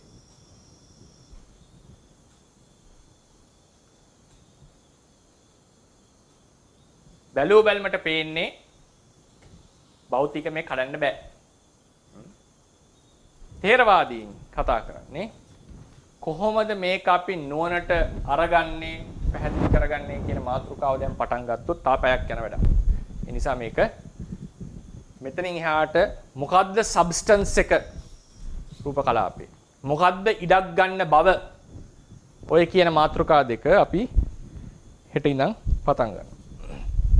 මම බලාපොරොත්තු වෙනවා හෙට කරගන්න පුළුවන් වෙයි කියලා. නැත්නම් එහෙම නැත්නම් ඊළඟ දවස් දෙකකට ඒක දිග මාතෘකාවක්.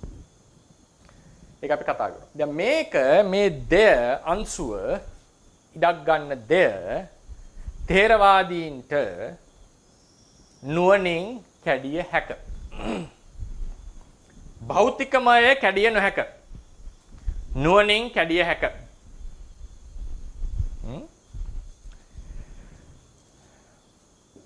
මේ කලාපය ගත්තා. මේක zoom කරලා ගත්තා කියලා. මේකේ තියෙනවා ඇහැට සංවේදී බව වර්ණය. මේකේ තියෙනවා නාසයට සංවේදී ගන්ධය, දිවට සංවේදී රස, අනුභව කරාම රූප පුදන බලය, ගතිය. එයා අවශේෂ අනුරූප ටික. ප්‍රධාන වශයෙන් ගත්තම මේකේ තියෙනවා තද ගතිය හැමතැනම පැතිරිලා. තද ගතිය. තද ගතිය මම ක්‍රම කීපයකට විස්තර කරන්නේ. අල්ලනකොට දැනෙන එක, වෙන දෙයක් රැඳෙන බව, විනිවිද යන්න දෙන්නේ නැතුව වළක්වන බව. මේ ඔක්කොම තද ගතිය.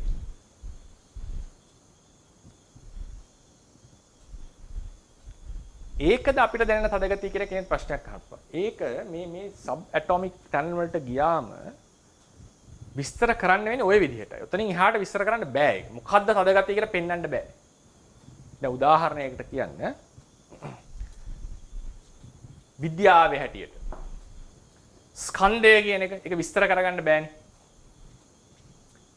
වස්තුවක ස්කන්ධය අනුව ශරීරයේ පවතින රූපවල එකතුව, අංශුවල එකතුව. මෙච්චර ඉලෙක්ට්‍රෝන ගානක්, ප්‍රෝටෝන ගානක්, නියුට්‍රෝන ගානක් මගේ ශරීරයේ ඇත. මේ තමයි ස්කන්ධය. සාමාන්‍ය නිර්වචනය. තවත් ගැඹුරට යනවා.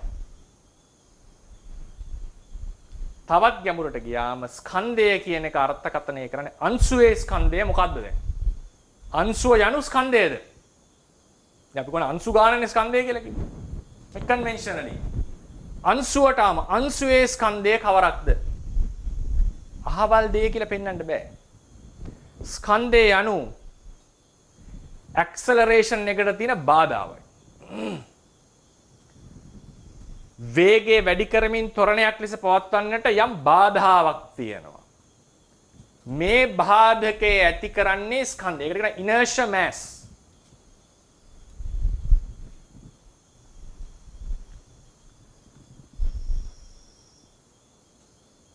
පාටිකල් එක පිළිගන්නවා විදිහ. ඒක තමයි විද්‍යාවේ ථේරවාදයේ තියෙන විශේෂ කොටස් දෙකක්. මේ පාටිකල් එක බෙදිය නොහැකි. ඒක තමයි එසෙන්ස් එක ජීවිතේක. ථේරවාදීන්ට කියවෙන්නේ මේ එසෙන්ස් එක ගති ස්වභාව 8කට කැඩෙනවා. ඒක අපි ක්‍රම දෙකකට බලනවා හෙට. මේ පැත්තේ ඉඳලා අනිත් පැත්තේ. අපි කියන්නේ දැන් ධර්ම ඉගෙන ගන්නකොට මුලින් නාගටත් වෙනවා අගේ ඉඳන් මුලටත් වෙනවා.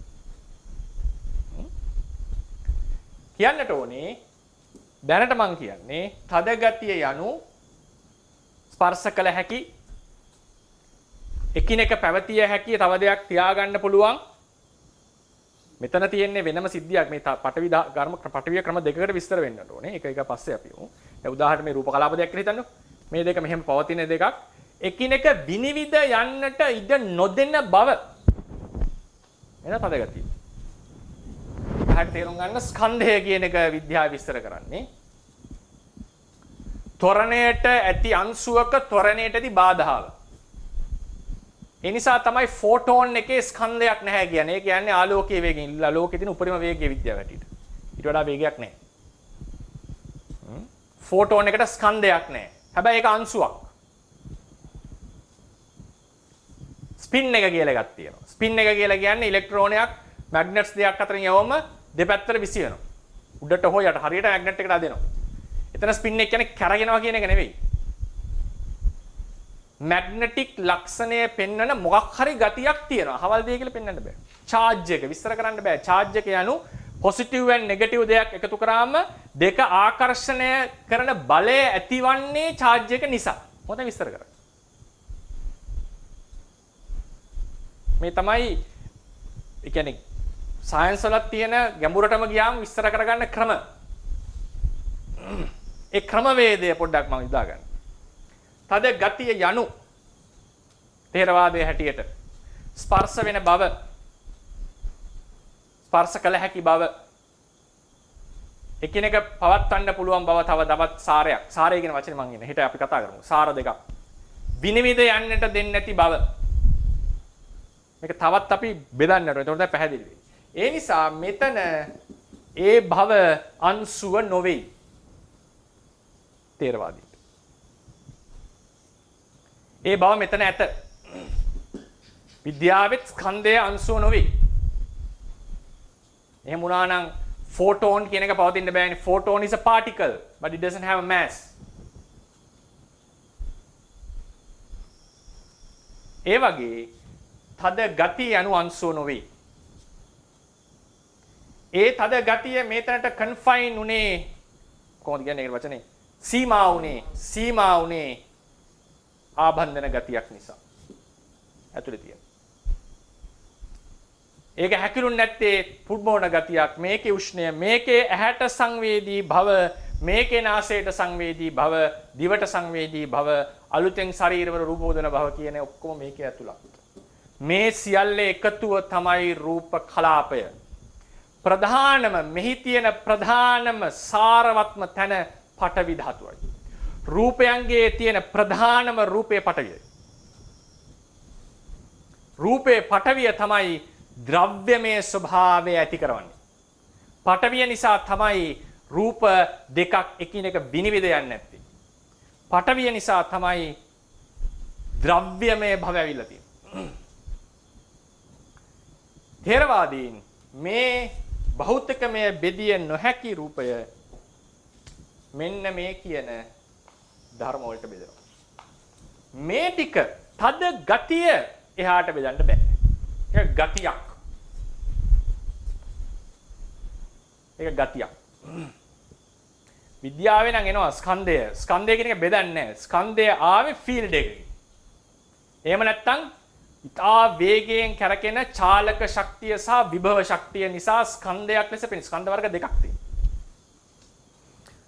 කලාව ඒ ධර්මයේ ඇතුළේ තියෙන ස්කන්ධය ධර්මයේ චලනය නිසා ඇති වෙන ස්කන්ධය. බහුතරයක් අපේ ස්කන්ධ තියෙන්නේ විද්‍යාවේ හැටියට නියුක්ලියස් එක නියුක්ලියයි එක ඇතුලේ ක්වාක්ස් වල තියෙන අධික වේගවත් චලනය නිසා තමයි අපේ බහුතර බලයක් මේ ස්කන්ධයක් තියෙන්නේ. ස්කන්ධය anu ත්වරණයටදී බාධාව. බර නෙවෙයි ස්කන්ධය anu. ඒකේ වෙනම ක්‍රමයකට යන්නේ. මේ ථේරවාදීන්ගේ හැටියට තද ගතිය බෙදන්නට බෑ. ආබන්ධන ගතිය බෙදන්නට බෑ. අංශුව බෙදිය හැකමයි. අංශුව බෙදන්නට නම් අංශුවේ තියෙන ලක්ෂණ වලට හිත යොමු කරන්න. අපි ඔක හෙට කරමු. අංශුවේ තියෙන හිත ලක්ෂණ වලට යන්න. පැතිකඩ වලින් බලන්න ඕන. නානා පැතිකඩ වලින් බලන්නට. ඒතර තේරෙනවා මේ දෙක කොටස් දෙකක්. ලක්ෂණ ඒකයි කියන්නේ ධර්ම රූපේ යනු ලක්ෂණ වල එකතුවක්. විද්‍යාත්මක මනසෙන් මේක පිළිගන්නේ නැති වෙයි හෝ මේ මෙතන ගැන කතා කරන්නේ නැත. ඒක දෙයක්. ඒ දෙය තේරවාදීන් ගති ස්වභාව කීපයකින් විස්තර කරන්නේ. එතනක් තියෙන්නේ ගති කියන වචනයෙන් අදහස් කරන එක. ඒ වචනය සියල්ල පැහැදිලි කරන්න නැති වෙන්න පුළුවන්. ඒකයි මම කිව්වේ මේකේ පටවිය කියන එක ගත්තම ඒක පෙන්눔 කරන්නේ ඒකේ කෘත්‍ය වලින්. ඇල්ලුවම දැනෙන බව, එක උඩ එක පවතින්න පුළුවන් බව, විනිවිද යන්න දෙන්නේ නැති බව, රෙසිස්ටන්ස් එකක් තියෙන බව. මේ තමයි තද ගතියේ ලක්ෂණ. ඒ නිසා මේ අංශුව බෙදාගෙන ආවට පස්සේ භෞතිකම මෙතනින් එහාට බෙදන්න බෑ. නමුත් නුවණින් මෙන්න මේ ගති ටිකට බෙදා ගන්නට පුළුවන්. ඒ නිසා තවදුරටත් බෙදිය නොහැකි නිසා මේ ධර්මයෝ පරමාර්ථයෝය. පරමාර්ථ ලක්ෂණ දෙකක් තිබෙනවා. තවදුරටත් බෙදන්න බෑ නුවණින් බෙදාගෙන යනකොට. අනිත් එක තමයි පංචේන්ද්‍රියට මනේන්ද්‍රියට ගෝචරයි තේරෙනවා. මේ පරිඥා කෘත්‍යයට ගෝචරයි මේ ටික. තේරුම් ගන්නට පුළුවන්. ඒ ක්‍රම දෙකකට බැලුවා. එක පාට වාහනේ ඉඳලා මේ තැනටම ඕවර්ලැප් කරලා මේ ධාතු ටිකට. එහෙන් බැරි නම් බෙදාගෙන ඇවිල්ලා මෙතනට එනවා. මේ ක්‍රම දෙකම විපස්සනාවට වැදගත් මතක තියාගන්න. එක යෝගී එක ක්‍රම වලට එනවා විපස්සනාවේ පරමාර්ථයට. නානා ක්‍රම වලට එන්න පුළුවන්. ඒ තමන් රුචි එක, තමන්ට පහසු එක අරගන්න. මෙතන ඉඳලා මෙතනට ඇවිල්ලා තේරුම් ගන්න පුළුවන් නම් මතක තියාගන්න. පුළුවන් නම් ඒ පුද්ගලයා විදර්ශනා වඩන්නට සුදුසුකම් ලැබුවෙක් වෙනවා. මොකද ඒ සුදුසුකම ඥානමය සුදුසුකම, දැනුමේ සුදුසුකම තව ඕනේ. මෙතනින් විතරක් දැනුම මදි. මේක වුණා කියලා විදර්ශනා වඩන්න දැනුම නැහැ. මදි. මේක පමණක් නම් තියෙන්නේ. මම කියන්නේ මෙතන ඉන්න අයට දැනුම තියනවද නැද්ද කියන එක නෙමෙයි. මේ පමණක් නම් දැනුම මදි. අනුප්පන්න ධර්ම, නිර්වාණය, සසර, කෙලෙස් මේ ඔක්කොම ඕනේ විදර්ශනාවට. නමුත් මානසිකාරමය කෞශල්‍ය ප්‍රඥප්තියට හිත යන්නේක වලක්වලා පරමාර්ථයට ගෙන්න ගන්න පුළුවන් අර ප්‍රත්‍යක්ෂ දැනුම ආબોධය වැදගත්. එතකොට මේ ප්‍රත්‍යක්ෂ අවබෝධයට වඩා දෙයක් අවශ්‍යද? ඔව්. ඒක එක ස්කිල් එකක්. ඒක මානසික ස්කිල් එකක්. කියන්නේ පරමාර්ථයෙන් ප්‍රඥප්තියෙන් බෙදලා පරමාර්ථය වැටහෙනවා. එපමණකින් සියලු දැනුම සම්පූර්ණ නැහැ විදර්ශනාවට අවශ්‍ය. ඕක විදර්ශනාවෙත් වෙනවනේ. සංස්කාරයන්ගේ උදේවය පේනවා යෝගීන්ට. එපමණකින් කියන්නේ මේකෙන් පමණක් වැඩේ කරන්න පුළුවන් කියලා. ඒක එක ස්කිල් එකක් හිතේ. උදේවය වැටහෙනවා. උදේවය වැටහෙන්න පුළුවන් විදර්ශනා වඩන්න කලින් ඉඳනම නුවණින් ඉන්න කෙනෙක් තේරුම් ගන්න කෙනෙක්. උදේවය කියන්නේ මෙහෙම දෙයක්. ඒ උපමා වශයෙන් කතා කරනවා. නමුත් එපමණකින් විදර්ශනාවේ දේවල් හරිද දැනුම සම්පූර්ණද නෑ. ඒක වෙනම කොටස් දෙකක්. ඒ නිසා මේක කරන්න පුළුවන් කියන හැබැයි මේක ලොකු ජයග්‍රහණයක් ජීවිතේ.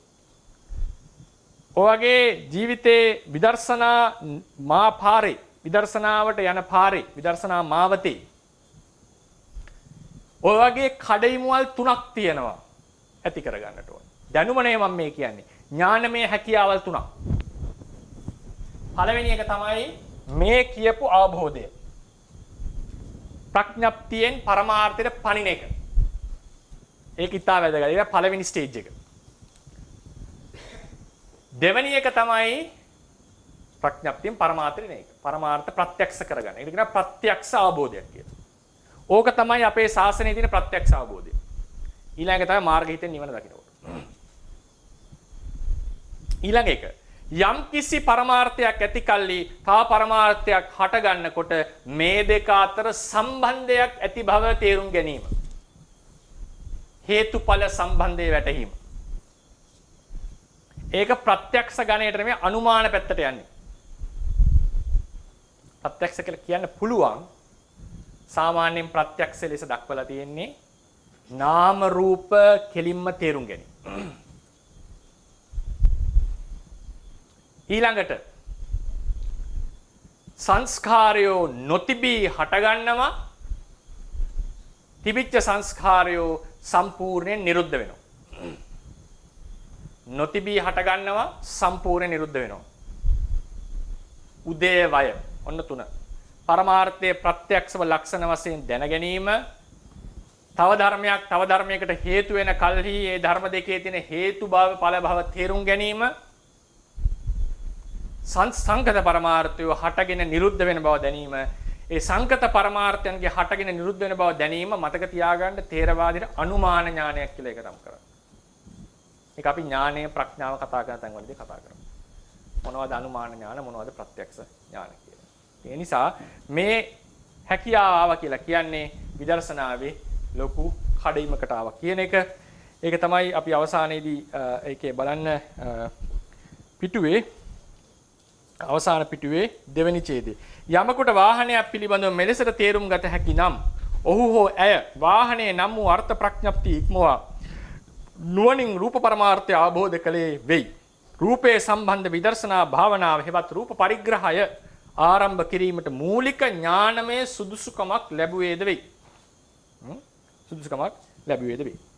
අවසාන වාක්‍යයට එමු අවසන් කරන්න. මෙසේ බෙදාගෙන යන කල්හි බෙදාගෙන එනකොට තවදුරටත් බෙදිය නොහැකි කුඩාම අංශුවට පැමිණියේ අසිතමු. මෙම අංශුව භෞතිකව තවදුරටත් බෙදිය නොහැකියයි සලකමු. මෙම අංශුව ථේරවාද ධර්මයේ අභිධර්මයේ රූප කලාපයේ ලෙස නම් කර ඇත. මෙම අංශුව අවකාශයේ ඉඩක් ගන්නා දෙයකි. මෙම අංශුව භෞතිකව බෙදිය නොහැකි වූද ථේරවාදීන්ට අනුව මේ නුවණින් ගති ස්වභාව කිහිපයකට වෙන් කළ හැක. ඒවා නම් තද ගතිය, තාපය හෝ ශීතල, ආබන්ධන ගතිය, පිටට තල්ලු කරන ගතිය, වර්ණය, ගන්ධය, රසය සහ ඕජාවයි. මේවා ගති ස්වභාව නිසා අංශුවක් බෙදන්නාසේ තවදුරටත් බෙදිය නොහැක. භෞතිකම බෙදිය නොහැක මම කියන්න ඕනේ ඒක. මේවා බෙදන්න බෑ. මේ ගති ටික ඒ කියන්න ඕනේ ඒවා නම් තද ගතිය, තාපය, ශීතල, ආබන්ධන ගතිය, පිටට තල්ලු කරන ගතිය, වර්ණය, ගන්ධය, රසය, ඕජාවයි. මේවා ගති ස්වභාව නිසා අර අංශු බෙදාගෙන වගේ තවදුරටත් බෙදිය නොහැක. ථේරවාදීන් පරමාර්ථ වශයෙන් රූපයයි සලකනුවේ මෙසේ තවදුරටත් බෙදිය නොහැකි ද්‍රව්‍යවලට සම්බන්ධ ගති ස්වභාව වලටය. ඒකෙන් අපිට තේරෙනවා රූප කලාපය කියන එක ථේරවාදීන් හැටියට පරමාර්ථයක් නෙවෙයි පරමාර්ථවල එකතුවක්. ඒ නිසා විදේශනාව අවසන් කරනවා අද කතා කරේ රූපේ පරමාර්ථයක් ලෙස සලකන්නට ථේරවාදීන්ට ඇති කලකන්නේ ඇයි කියන එක හෙට අපි ඒ රූප කලාපය කියන එක මොකද රූප කලාපය මම මුලින්ම කතා කරන්න හේතුවක් තියෙනවා. ඒකට හේතුව තමයි රූප කලාපය මුලින්ම කතා කරන්න හේතුව රුප්පණේ විස්තර කරගන්න රූප කලාපය අවශ්‍යයි. ඒ නිසා අපි ඒක ගැන විස්තර ටිකක් කතා කරලා ඊළඟට රූපේ මොමන්ටරිනස් ඒ කියන්නේ తాවකාලික භව ගැන කතා කරලා ඊළඟට තමයි රුප්පණය කියන්නේ මොකක්ද කියලා රූපයේ පිළිබඳ නිර්වචන වලට කියන්නේ. ඒ නිසා අපි දේශනාව අවසන් කරනවා ප්‍රශ්න අහන්නට අවස්ථාව ලබා.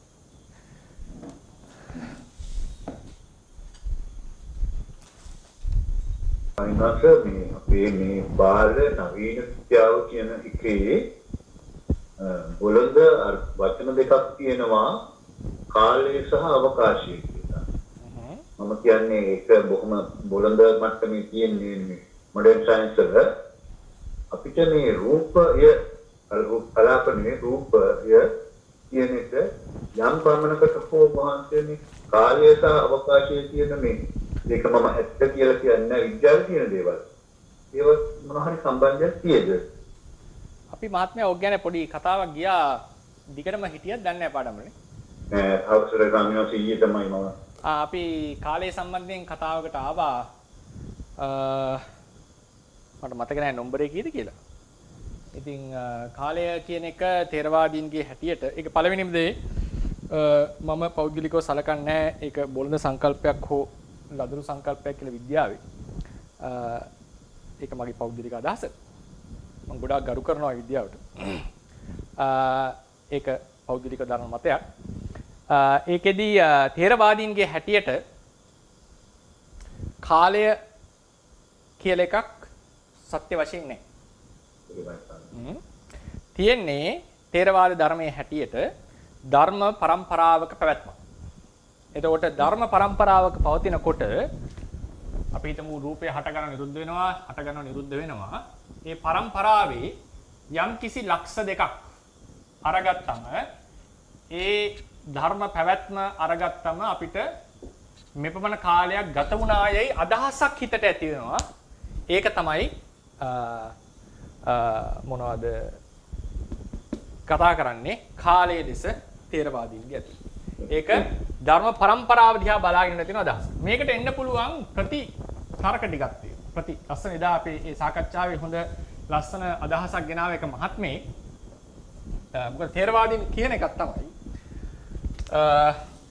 රූපය දැන් නාමයේ සිත හට ගන්නවා, පවතිනවා, නිරුද්ධ වෙනවා. ආයෙ සිත එහෙම ගන්න. සිත හට ගන්නවා, නිරුද්ධ වෙනවා. හට ගන්නවා, නිරුද්ධ වෙනවා. ඉතින් එතකොට අපි ඒක කියනවා දැන් මට දෙකක් තමයි සිත හටගෙන පැවතෙන නිරුද්ධ වෙනවා සිත හට ගන්නව නිරුද්ධ වෙනවා. අපි හිතමු උපාද භංග දෙක විතරක් අපි සලකමු උදාහරණයකට. එතකොට චිත්ත පරම්පරාවේ ලක්ෂ දෙකක් අරගෙන දැන් ඔන්න සිත් තුනක් ගත වෙන්න සිත් අපි සිත් තුනක් ගත වෙන්න. නැත්නම් සිත් මෙතන කියමුකෝ අපි සිත් 3000ක් තියෙනවා කියලා. සිත් 3000ක් ගත වෙන්න තප්පරයක් ගියා කියලා හිතන්න. ඒක තව කෙනෙක්ගේ సంతානේ සිත් 6000ක් ගත වුණොත් ඒකට අපි තප්පර දෙකක් කියලා නම් කරනවා. તો ධර්මවල පැවැත්ම තමයි තේරවාදීන් පිළිගන්නේ. කාලය කියලා වෙනම ගයක් පිළිගන්නේ නැහැ. එතකොට ආපු ලස්සන තරකය තමයි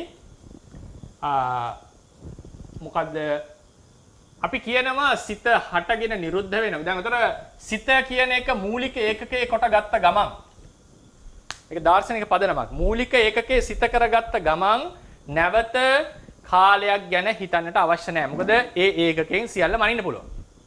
සිතක් හටගෙන නිරුද්ධ වෙනවා. අපි කියනවා සිත් දෙකකටම සමාන කාලෙ. සිත් දෙකක් හටගත්තොත් දෙන්නෙක් ගාව එකම වෙලාවට නිරුද්ධ වෙනවා කියලා දර්ශනයක් තියෙනවා නම් එතකොට ඒක තමයි අවම කාලය. ඒ ක්‍රියාවක් එතන තියෙන්නේ. ක්‍රියාව කියන එක ටැන්ජිබල්. ක්‍රියාව සිද්ධ වෙනවා. ඒක යුනිවර්සලි හැම ක්‍රියාවක්ම සමානයි වෙන්න හේතුව ක්‍රියා දෙකක් එකපාර සිද්ධ වුණොත් එකපාර අවසන් වෙනවා. මේක උඩ අපිට කාලය කියන අදහසට එන්නට පුළුවන්. ඊට පස්සේ ආපු අදහස් තමයි දැන් බැරි වෙලා හරි අපි කියනවා උපාධ්‍යයයි භංගයයි කියන දෙක සමාන කාලිකයි කියලා. උපාදේ භංගය සමාන කාලික ලස්සන තර්කයක්. එතකොට එකම ක්‍රියාවේ අපි කෙසේද මේ කොටස් දෙක එකිනෙකට සමාන භාගයට බෙදීමක් නෙවෙයි කතා කරන්නේ.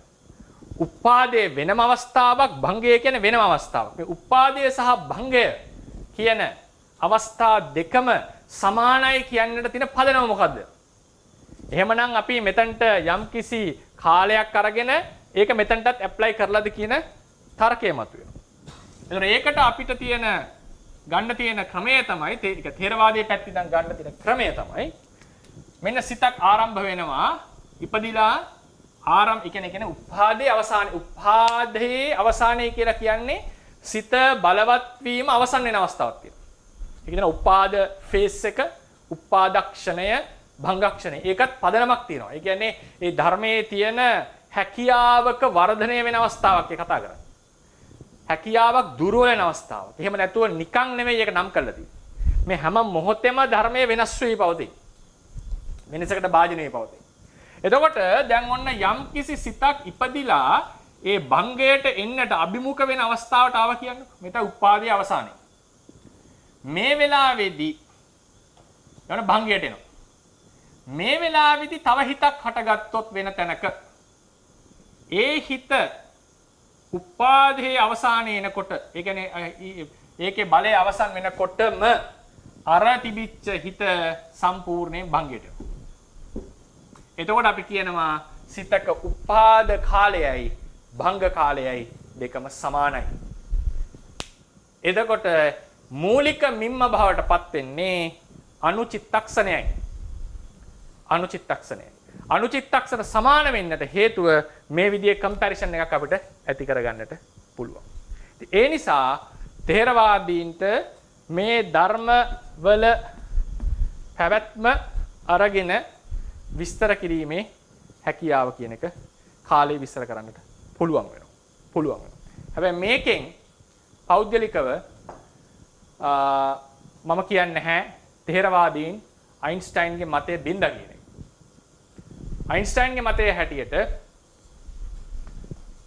ප්‍රබල ගුරුත්ව ක්ෂේත්‍රයකට ආපු වෙලාවකදී එහෙම නැත්නම් ජෙනරල් රිලටිවිටි ස්පෙෂල් රිලටිවිටි කියනවට අනුව ඊටාම අධික වේගයකින් ගමන් කරන කල්හි ඒ පුද්ගලයාට දැනෙන්නා වූ කාලේ වෙනස්කමක් සිද්ධ වෙනවා.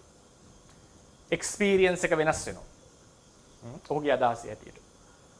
ඒක මතයක් නෙමෙයි. ඒකත් මම කියන්නට ඕන. ඒ කැල්කියුලේෂන් එක අනුව තමයි අපිට GSP එක ලැබෙන්නේ. ඕනේ මොකද? GPS. sorry. GSP කියන්නේ GPS ලොකේෂන් එක ඒකත් මම කියන්නට ඕන. GPS ලොකේෂන් එක ඇකියුරේට් වෙන්නට හැමතිස්සෙම යම් කාලයක් අඩු කළ යුතුයි. ඒ කාලය අඩු කරන්නේ අයින්ස්ටයින්ගේ ඉක්වේෂන් එක අරගෙන. time relativity කියන ඉක්වේෂන් එක. සාපේක්ෂතාවාදය පදනම් කරගෙන. ඒක යෙදුවේ නැත්තම් අපිට ලැබෙන GPS එක අවුරුද්දකට මෙපමණ කිලෝමීටර ගාණක් වෙනස් වෙනවා. ඒ නිසා මම ඒක හරි කියනවා නෙවෙයි. ඒක වැරදි කියනවත් නෙවෙයි. ඒක ලෝකයේ අද අපි නොදැනුවත්ව නමුත් අපි GPS පාවිච්චි කරනවා නම් අපි පවා අයින්ස්ටයින්ගේ රිලටිවිටි න්‍යායයේ මත ඉඳලා ඒකේ ප්‍රයෝජන අරගෙන මේක පාවිච්චි කරනවා. ඉතින් එතන තියෙන ටයිම් ස්පේස් කියලා දෙක එකකට ගන්නවා. ස්පේස් ටයිම් කියලා වෙනම එකකට. ඒක අමුතුම කතාවක් තියෙන්නේ. ඉතින් තේරවාදයේ අපි කතා කරන්නේ මම මේ පැත්තට යන්නේ නැහැ. මොකද ඒක වෙනම ස්ට්‍රීම්ස් දෙකක්. තේරවාදයේ හැටියට කාලය විස්තර කරලා තියෙන්නේ ධර්ම પરම්පරාවක තැන් දෙකක් අරගෙන ඒ තැන් දෙක බලනකොට ඒක වෙස්ටර්න් ෆිලොසොෆර්ස්ලා කියන්නේ ටයිම් කැප්සියුල් එක. අපේ මනසේ තියෙන ටයිම් කැප්සියුල් කියලා කියන්නේ අපි කාලය හිතෙන් ගොඩනගා ගන්න. ඒකට විරුද්ධයි ඉන්නවා. බටහිර දාර්ශනිකයෝ. කාලය හිතෙන් ගොඩනගා ගන්නවා. පවතින ධර්ම પરම්පරාවේ සිදුවීම් ටිකක්. ඒ සිදුවීම් දෙකක් මුල් කරගෙන අපි මනසින් ගොඩනගා ගන්නවා කාලය කියලා අදහසක්. තේරවාදීගේ දර්ශනයේ වැටෙන්නේ එන්නේ ඒ වගේ පැත්තකට. ඒ උන්ට අනුව පැහැදිලිවම පොත්පත්වල කියනවා කාලය යනු ප්‍රඥප්තියක් පරමාර්ථ ධර්මයක් නොවේයි. ඒ කාලය අපි නිර්වචනය කරන්නේ ධර්මවල මෙන්න මේ කියන ක්‍රම වේදයෙන් සහ අවසානම ඒකකයේ වෙන්නේ අනුචිත්තක්ෂණය. එතකොට රූපය ගත්තට පස්සේ රූපය කියන එක චිත්තක්ෂණ 17ක් තියෙනවා කියලා අපි කියනවා. රූපයක් හටගෙන පැවතිලා නිරුද්ධ වෙනවා. ඒත් රූපේ කාලයේ මනින්නේ ඒ රූපය හටගෙන නිරුද්ධ වෙනකොට සිත් 17ක් ඉපදෙලා බිඳෙනවා. සිත තමයි මූලික අනුචිත්තක්ෂණයේ මූලික ඒකකේ වුණාම රූපය කියන එක අපිට විස්තර කරන්න පුළුවන් ඔන්න ওই ක්‍රමයට.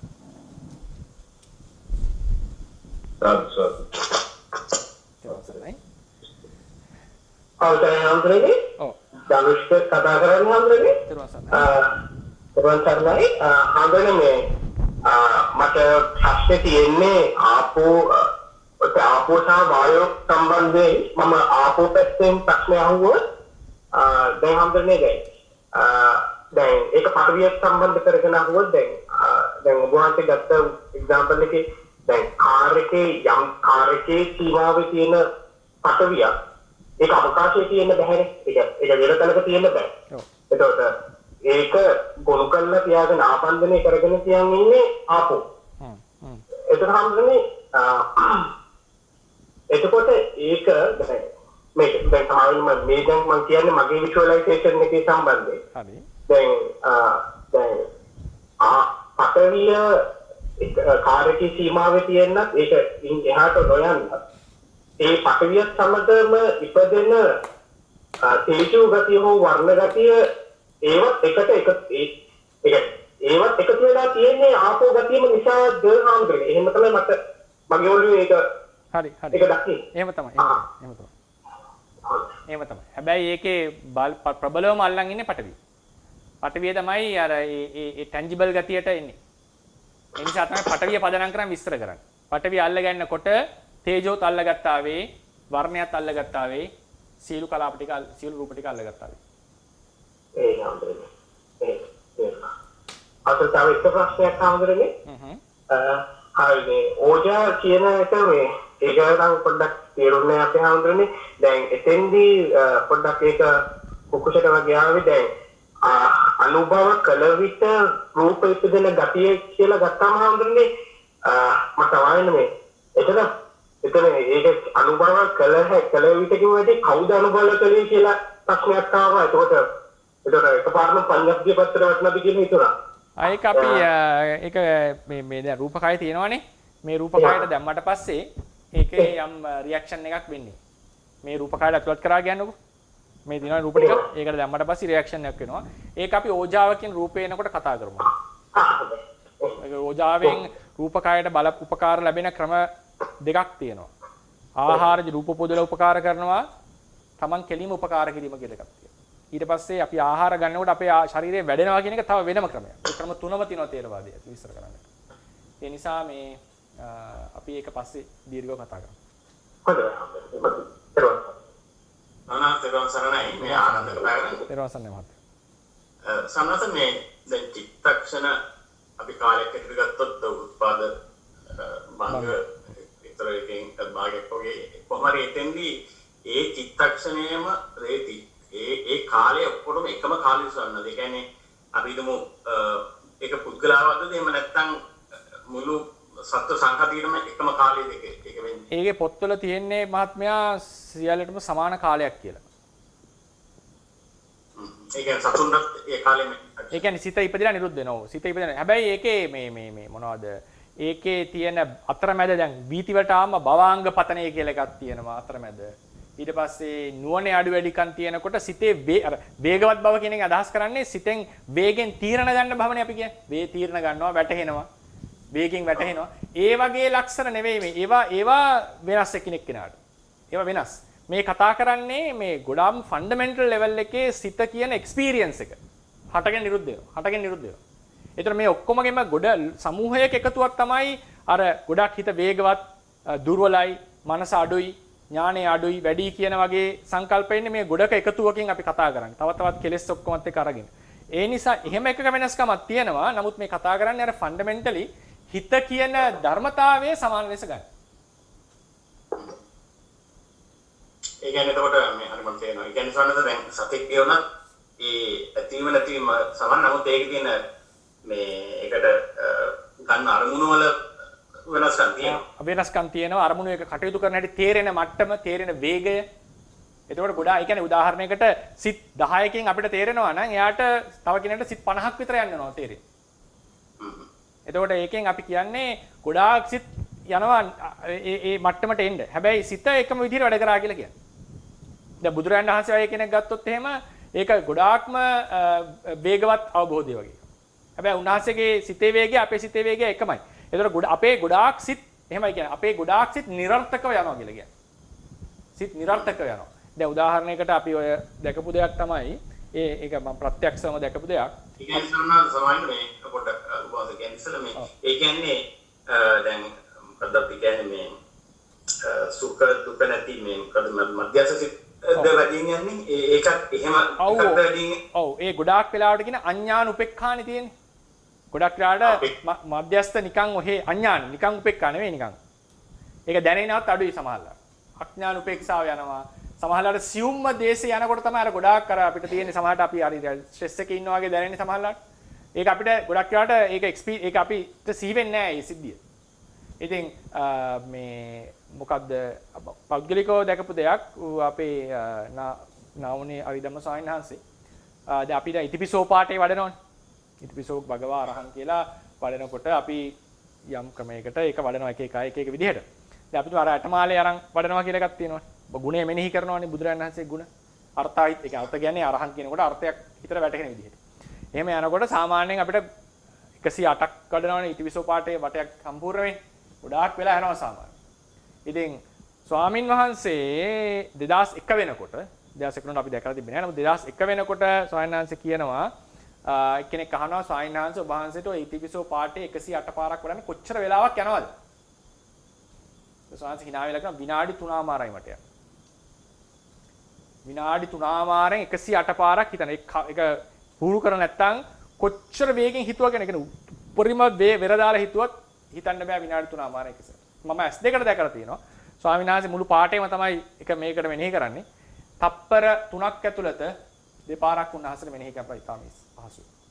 තප්පර 3ක් ඇතුළත ඉතිපිසෝ පාඩේ දෙපාරක් මෙනෙහි කරන්න පුළුවන්. කියන්නේ අපිට හිතා ගන්න බෑ. ඒ කියන්නේ හැම ගුණයක්ම මෙනෙහි වෙනවා ඒ වෙලාවේ. ඉතාම ඒකෙන් වෙලා අපිටත් ඒ හිත් ප්‍රමාණයම පහළ වෙනවා. නමුත් අපේ භවාංග පතනය අනවශ්‍ය සිත් සමාධිව රහිත භව මේ වගේ ඔක්කොම නිසා අපිට මේ තරම් වේගයෙන් අරමුණු ඒ කියන්නේ උන්වහන්සේ හැම ඊට පස්සේ සමහරලාට මතක තියාගන්න මගේ අපිත් එක්ක කතා කර ඉන්නකොට යන්නේ. කතා කරනකොට ඒ වේගය එනවට අතරමැද නිහඬභාවය. එතනදී ඉතිපිසෝ පාඨය මෙනෙහින උන්වහන්සේ ගැත. ඒක බුදුරජාණන් වහන්සේ සූත්‍රයක දේශනා කරනවානේ. ඒ මම බණ කිය ඉන්නකොට අතරමැද ඇති වෙන මේකෙදි මම නිතරම ඒ සමාපත්තියට සමවදිනවා ඵලයට.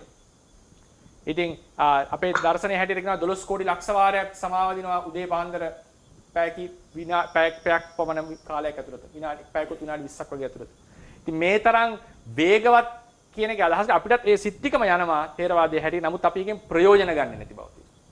ඉතින් අර වගේ සිහිය, වීරිය, සමාධිය වගේ එකක් දිනු කරාම ඒ සිත් වලින් නැවත මේවා කරගන්න පුළුවන්. අර ඒකනේ බුදුරජාණන් වහන්සේ කියන 4 දිනක් එකවර 4 පැත්තෙන් ප්‍රශ්නයක් ඇහුවොත් මට මේ 4 දිනාටම උත්තර දෙන්නට පුළුවන්. ඒ කියන්නේ ඒ තරම් උන්වහන්සේට තියුණු ඒක ශ්‍රවණය කරමින් වෙන මේ අර්ථ තේරුම් අරගෙන යන්නට පුළුවන් තරම් තීක්ෂණ බවක් හේදෙන. ඒ තීක්ෂණ භව යනු මේ ෆන්ඩමෙන්ටල් හිතේ වේගයේ වෙනසක් නෙමෙයි. හිතේ වේගය හැමෝටම සමානයි. ඒකෙන් ප්‍රයෝජන ගන්න බව එකිනෙක කෙනාට වෙනස් වෙලා තියෙනවා. දැන්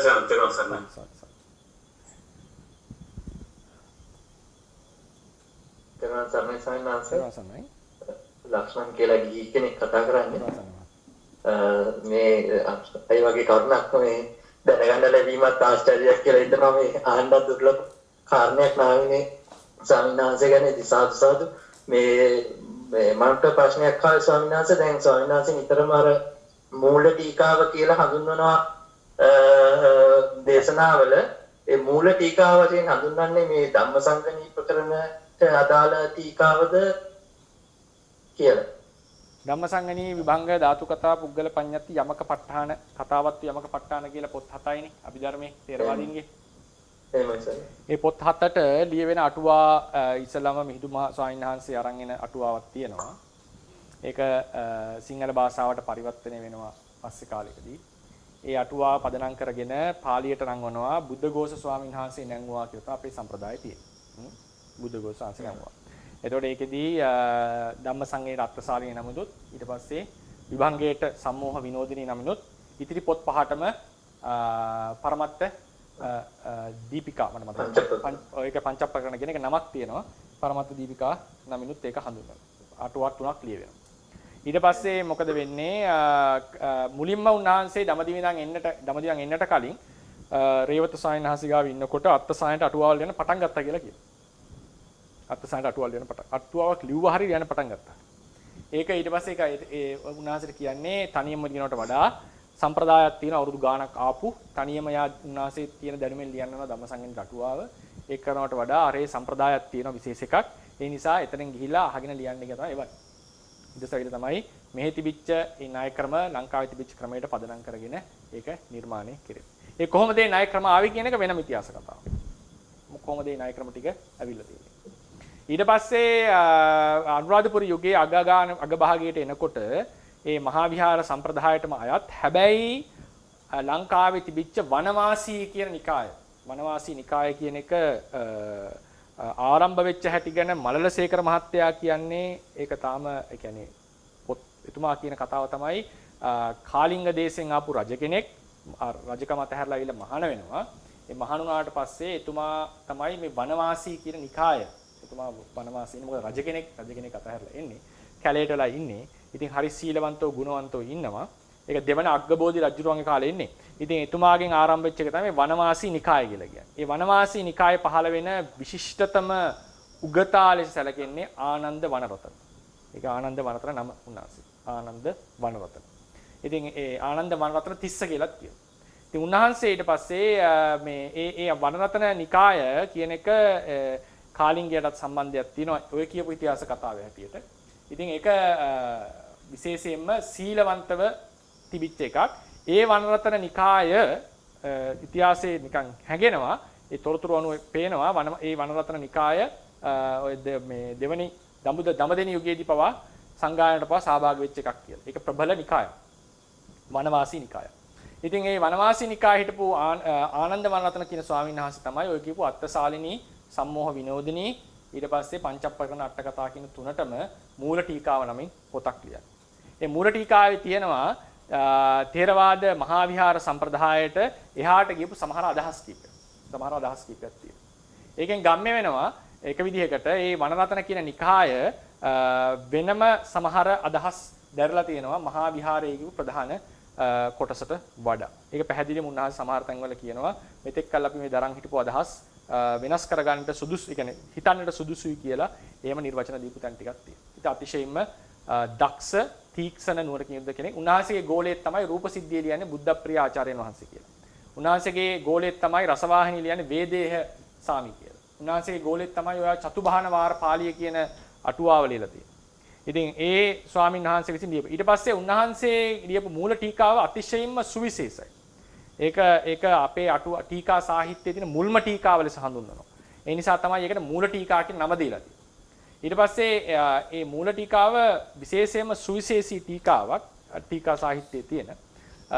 ඒකෙදී තව විශේෂ බවක් තමයි බුද්ධඝෝෂ ස්වාමීන් වහන්සේ ලියලා තියෙන සමහර අදහස් වලට වෙනස් අදහස් ඉදිරිපත් කරපු අවස්ථා තියෙනවා. සහ ගොඩක් වෙලාවට ත්‍රිපිටකය මත පදනම් වෙලා ඉන්නේ. එක තැනක තියෙනවා ඔය අපිට සාමාන්‍ය අද හොයන්න බැරි අමතග්ග පත කියලා පොතකින් පවා අරගත්ත එකක්. ඒක මේ පොත් අද නැහැ. ඔය උජ්ජත් සිත සම්බන්ධයෙන් ඔය මේ දස් භාවනාය පහතරව කියන තබ්බ කියන තැන විස්තර කරනකොට. ඉතින් ඒකේ තියෙන විශේෂත්වය නිසා විය යුතුයි. ඒකේ තියෙන සුවිශේෂී භාවය නිසා විය යුතුයි. ඒකට අනුටීකාව කියලා එකක් ලියවෙනවා. ඒකට ටීකාවක් වෙනවා. ඒක විස්තර කරා. මූල ටීකාව වල අනුටීකා. එහෙම අනුටීකා ලියවෙච්ච පොත් හරි අඩුයි. දැන් උදාහරණයකට දීඝනිකාය ටීකාවල අනුටීකා ලියවෙන්නේ නැහැ. එහෙම ඒවා අහලා නැහැ අපි. ඒක තිබ්බත් දන්නේ නැහැ. තොරතුරු නැහැ අපිට. මජ්ක්‍ධිම නිකායට අනුටීකා ලියවෙන්නේ නැහැ. අනුටීකාවක් ලෙස ලියවෙන්නේ මේ මූල ටීකාවට. ඒ මොකද ඒ තරම් හස්තසාරයි මේ ග්‍රන්ථේ. ඊට පස්සේ ඒක ලිව්වා කියලා කියන්නේ බදිරතිත්‍ය වාසී ධම්මපාල කියන ස්වාමීන් වහන්සේ තමයි සාම්ප්‍රදායික මතය. සාම්ප්‍රදායික මතය. මොකද ධම්මපාල ස්වාමීන් වහන්සේ කියන කෙනා ගැන ඉතිහාසමය තොරතුරු ගත්තම ගොඩක් සංකීර්ණ තොරතුරු ගොඩක් තියෙන්නේ. ඉතින් සාමාන්‍යයෙන් අපේ සම්ප්‍රදාය ඇතුලේ පිළිගන්න මතය තමයි උන්වහන්සේ තමයි ඔය කුද්දක නිකායේ බොහෝ අටුවා ලිව්වේ සහ දීඝ නිකාය, මජ්ක්‍ධිම නිකාය, සංයුත්ත නිකාය කියන පොත්වල ටීකා ටික ලිව්වේ. උන්වහන්සේම තමයි මූල ටීකාවට අනු ටීකාව ලිව්වේ කියලා අදහසක් තියෙනවා.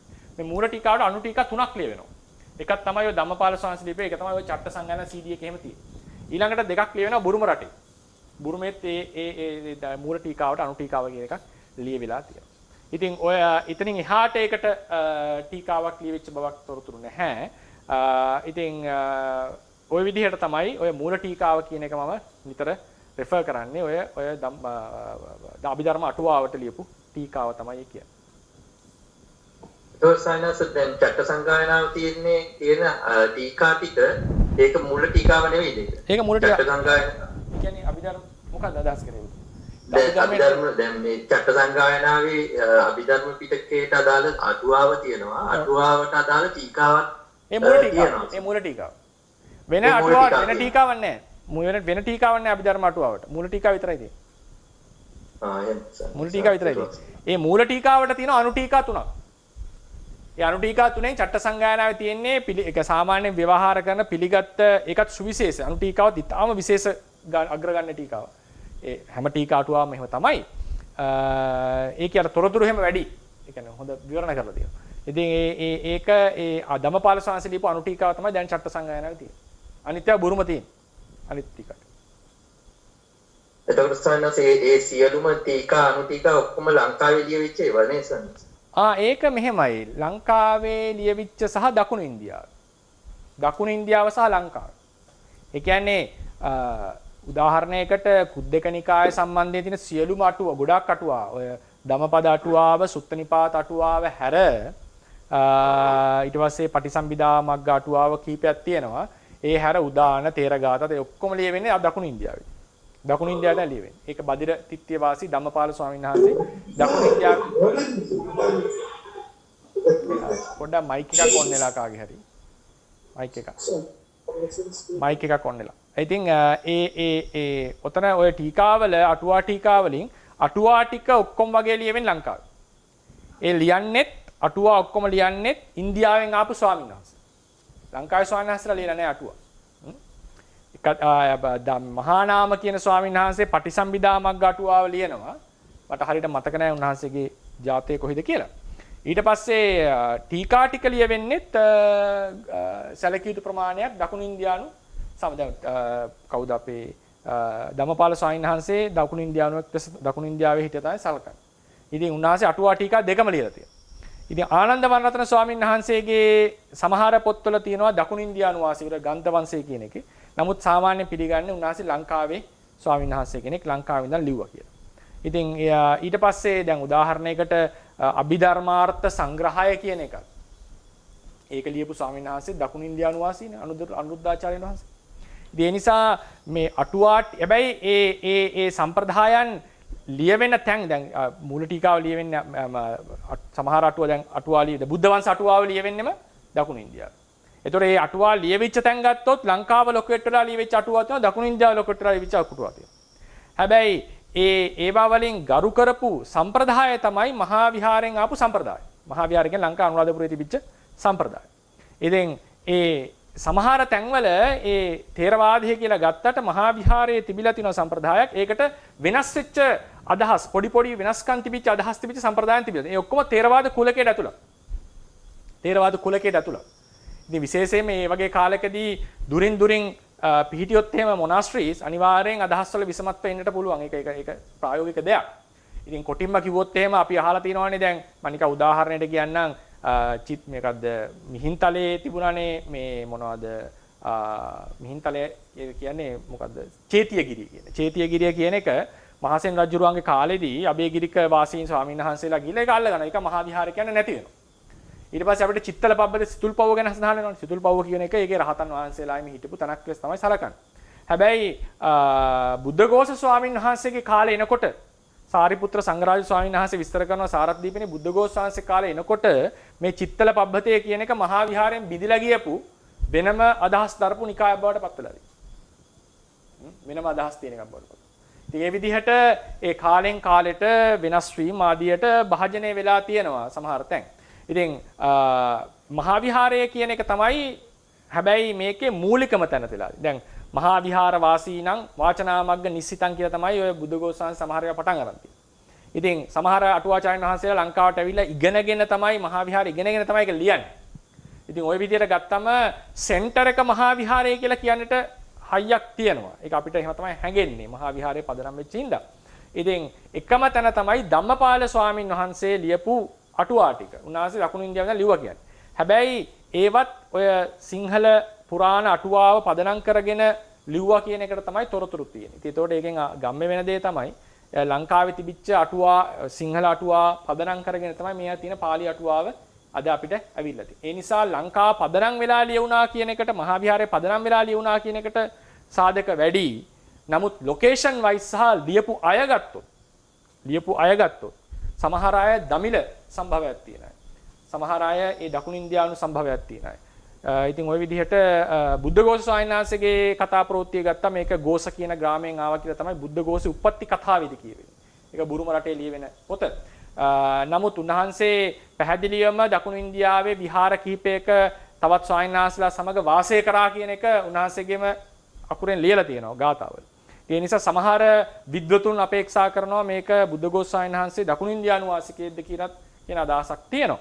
ඉතින් ওই විදිහට ගත්තම ඕක හරි අර ලංකාවේ සියල්ල ලියුණා ලංකාව මතමයි පදනම් වුණේ කියන එකට වඩා වෙන මොකද ඒකට හේතුව ලෙස මම දකින්නේ දැන් ලංකාවේ තිබුණානේ මිහිඳු ස්වාමීන් වහන්සේ ගෙනාපු ටීකාව අටුවාව ඒ අටුවාව නිකායාන්තරයන් එක්ක මිශ්‍ර වෙනවා කියන බයට වෙන්න තියෙන ඉඩට පාලියට සිංහලට පරිවර්තනය කරා කියලා කියන්නේ. සිංහලට ලිව්වා. මොකද හේතුව ඒ සිංහල භාෂාවෙන් අධ්‍යයනය කරන්නේ මහා විහාරේ විතරක් වෙන්න ඇති එකක්. අබේගිරියේ නැගගෙන එනකොට උනත් සිංහල භාෂාව මුල් කරගෙන අධ්‍යයනය කරන්න ඒක මිශ්‍ර වෙන්න දෙන්නේ නැති වෙන්න වෙනස් කරා කියලා තමයි මේක සිංහලට නැගුවා කියලා තමයි කියන්නේ. ඊට පස්සේ ඒ සිංහලට නැගුව අටුවාව දැන් ලංකාවේ ඉන්න ස්වාමීන්වහන්සේලාට විතරක් ප්‍රයෝජනයක් නිසා අනිවාර්යෙන් මේක ලින්ගුවා ෆ්‍රැන්කා ඒ කියන්නේ හැමෝටම පොදු භාෂාව. අද කාලේ වුණත් ඉංග්‍රීසි වගේ භාෂාවකට ගන්නවා වගේ එකක් තමයි පාලියට ගන්නවා කියලා අදහස් කරා. ඒ නිසා තමයි ඇවිල්ලා මේක පාලියට පරිවර්තනය කරන්නේ. අනිත් අර ප්‍රයෝජනෙ සඳහා. එතකොට තිබිච්ච දේ තමයි ලංකාවේ ස්වාමීන් වහන්සේලාට මේ අවශ්‍යතාවය නැහැ. උතන තමයි ඒකේ තියෙන පොයින්ට් එක. දැන් උදාහරණ අපි හොඳටම දන්නවා අපි බුරුමේ ගිහිල්ලා අවුරුදු 8ක් හිටියා. දැන් බුරුමේ ගියාම ඒ බුරුම් භාෂාව හොඳට ඉගෙනගෙන අපේ සමහර ස්වාමීන් වහන්සේලා ඉතා දක්ෂ ලෙස ඉදිරියට ගිහලා ඒවා සමර්ථ වුණා.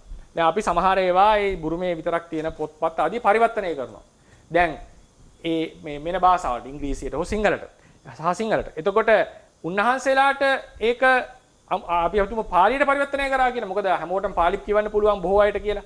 සිංහලට පරිවර්තනය කරලා ලංකාවට විතරයි ඉංග්‍රීසි පරිවර්තනය කරොත් ඒ ජාත්‍යන්තරයට විතරයි පාලියට පරිවර්තනය කරොත් ඕන බෞද්ධයෙක්ට බෞද්ධ භික්ෂුවකට කියවන්න පුළුවන් කියලා පාලියට පරිවර්තනය කරන්නේ. බුරුම සංස්කෘතියට ඒ අවශ්‍යතාවය එන්නේ නැහැ. මොකද හේතුව ඒ කට්ටියගේ භාෂාවෙන් ඒක තියෙනවා. ඒතර ඒ කට්ටිය අමුතුවෙන් අය පාලියෙන් කියවන්නේ නැහැ බුරුම් භාෂාවෙන් මේක කියවලා තේරුම් ගන්න. මොකද ලේසි ඒක මව් භාෂාවෙන් කියවනකොට. ඉතින් ඒ නිසා තමයි මට තේරෙන හැටියට ලංකාවේ ස්වාමින් වහන්සේලා කවුරුත් පාලි අටුවා ලියන්න යන්නේ නැහැ. ඒක පිටින් ආපු අයම තමයි උන්වහන්සේලාගේ අවශ්‍යතාවය සඳහා ලියාගෙන යන්නේ. උන්වහන්සේලාගේ අවශ්‍යතාව තමයි ඒක ලියාගෙන යන්නේ. ඉතින් ඊළඟට ඒ නිසා මේ ලියවෙන්නේ වෙන ජාතික අය. හැබැයි ටීකා සාහිත්‍ය ඊට පස්සේ මොකද වෙන්නේ?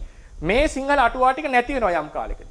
සිංහල අටුවා ටික නැති වෙනවා. හැබැයි මේ සිංහල අටුවා ටික අර බුද්ධඝෝෂාංශ ගිනි තිබ්බා කියලා සමහරු කියනවා. ඒකට විරුද්ධ වෙන සාධක තමයි මහා වංශ ටීකාවේ පවා සමහර ඒවා රිෆර් කරලා තියෙනවා. මේ ටීකාව ලියවෙන්නේ මොකද මහා වංශයයි අටුවාවේ ලියන එකම කාලේ දෙන්න සමකාලීනව මහා නාමසංශ බුද්ධඝෝෂාංශ.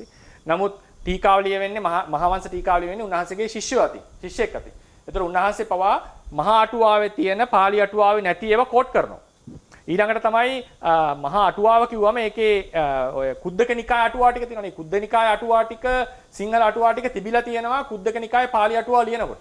ඒක බලන් තමයි ලියන්නේ. ඒක තමයි කියනවා ඒකේ තියෙන දොස් පවා අයින් කරලා මම ලියනවා කියලා. සමහර අටුවාචාර්යවරුන්ලා කියලා තියෙනවා. ඒ නිසා පැහැදිලිවම ඒවා යුග අවුරුදු 100 ගානකට පස්සේ ඒවා ලියවෙන්නේ. ඔය කුද්දක නිකායට පාලි අටුවාට. ඒතර මහා අටුවාව තිබිලා තියෙනවා එතන. ඉතින් ඒක වෙන්නේ ඊට පස්සේ කොහොම හරි මහා සිංහල අටුවාව නැති වෙලා දිනවා සම්පූර්ණයෙන්. ඒ සිංහල අටුවාව නැති වෙන්නට හේතු කිහිපයක් අපිට උපකල්පනයක් විතරයි. නැතුව ඒක ස්ථිරවම කියන්නට බෑ මොකද උනේ කියලා. ගිනි තිබ්බා කියන එක පදනම් විරහිත කතාවක්. මොකද දැන් උදාහරණ මම ඒක නිතරම සිහි කරන ගත්තා. අපි ගිහිල්ලා බුරුමේ තියෙන ඒ ඔක්කොම පාලියට පරිවර්තනය කළා. ඒ පොට්ටි ගිනි තියන්න හැදුවොත් ඉතින් මට කියන්නේ ගුටි කඩනවා මම වැඩන්නේ. ඉතින් ඔක මොකද්ද මේ කරන්න කියලා අහන්නේ. ඉතින් ඒ වගේ ඒක හරිම කතාවක්. ඉතින් නමුත් ඒක එහෙම එකක් සඳහන් වෙලා තියෙනවා ශාසන වංශේ. නැහැ කියන්නේ නැහැ මම. එහෙම එකක් සඳහන් වෙලා තියෙනවා ශාසන වංශය කියලා බුරුමෙලිය වෙච්ච පොතේ. ඉතින් ඒක පදනම් කරගෙන තමයි සමහර කෙනෙක් ඔය කියන්නේ. නමුත් ඒක සාමාන්‍යයෙන් නිකම් පොතක්වත් ගිනි තියන්න හිතෙන්නේ නැති කෙනෙක් නේ උගතෙක් කියලා කියන්නේ. උගතෙක්නේ වටිනාකම දන්නේ දැනුම. ඉතින් බුද්ධඝෝෂාංශ වගේ උගතෙක් එහෙම එකක් කරයි සහ අනිත් අය බලන් ඉදී කියන එකත් හරිම බොළඳ කියන්නේ පදනම් රහිත කතාවක් ඒක. ඉතින් ඊට පස්සේ කොහොම හරි පාලි සිංහල අටුවාව නැති වෙලා යනවා. ඒ සිංහල අටුවාව නැති වෙන්නට තියෙන හේතු කිහිපයක් අපිට සලකන්නට පුළුවන්. එකක් තමයි දැන් සිංහලට පරිවර්තනය කරේ මිහිඳු සාංශය ගෙනාවු ටික සිංහලට පරිවර්තනය කරේ භාෂාන්තරයක මිශ්‍ර වෙන එක වළක්වන්නේ. භාෂාන්තර සමග මිශ්‍ර වෙන එක වළක්වන්නේ. ඊට පස්සේ සිංහලෙන් ඉගෙන ගන්නකොට ලේසි. ඒ නිසා ඒක පහසුයි. කවුරුත් කැමති නැහැ. හැබැයි පාලියෙන් ලියුණාට පස්සේ මොකද වුනේ? කරුණු දෙකක් වුණා. සිංහල අටුවාව ඉතාම දීර්ඝයි. ඒක බුද්ධඝෝෂාංශෙත් කියනවා. ඒක ගොඩක් කෙටි කරනවා මම. කෙටියෙන් තියෙනවා විස්තර කරනවා විස්තරය කෙටි කරනවා. ගොඩාක්ම කෙටි වීමක් වෙලා තියෙනවා. ඒතකොට මේක කොන්සයිස්. ඉතා කෙටි. ඊළඟ එක තමයි ඒක ත්‍රිපිටකයේ තියෙන භාෂාවෙන්මයි ලියවිලා තියෙන්නේ. ත්‍රිපිටකයේ තියෙන භාෂාවෙන්මයි ලියවිලා තියෙන්නේ.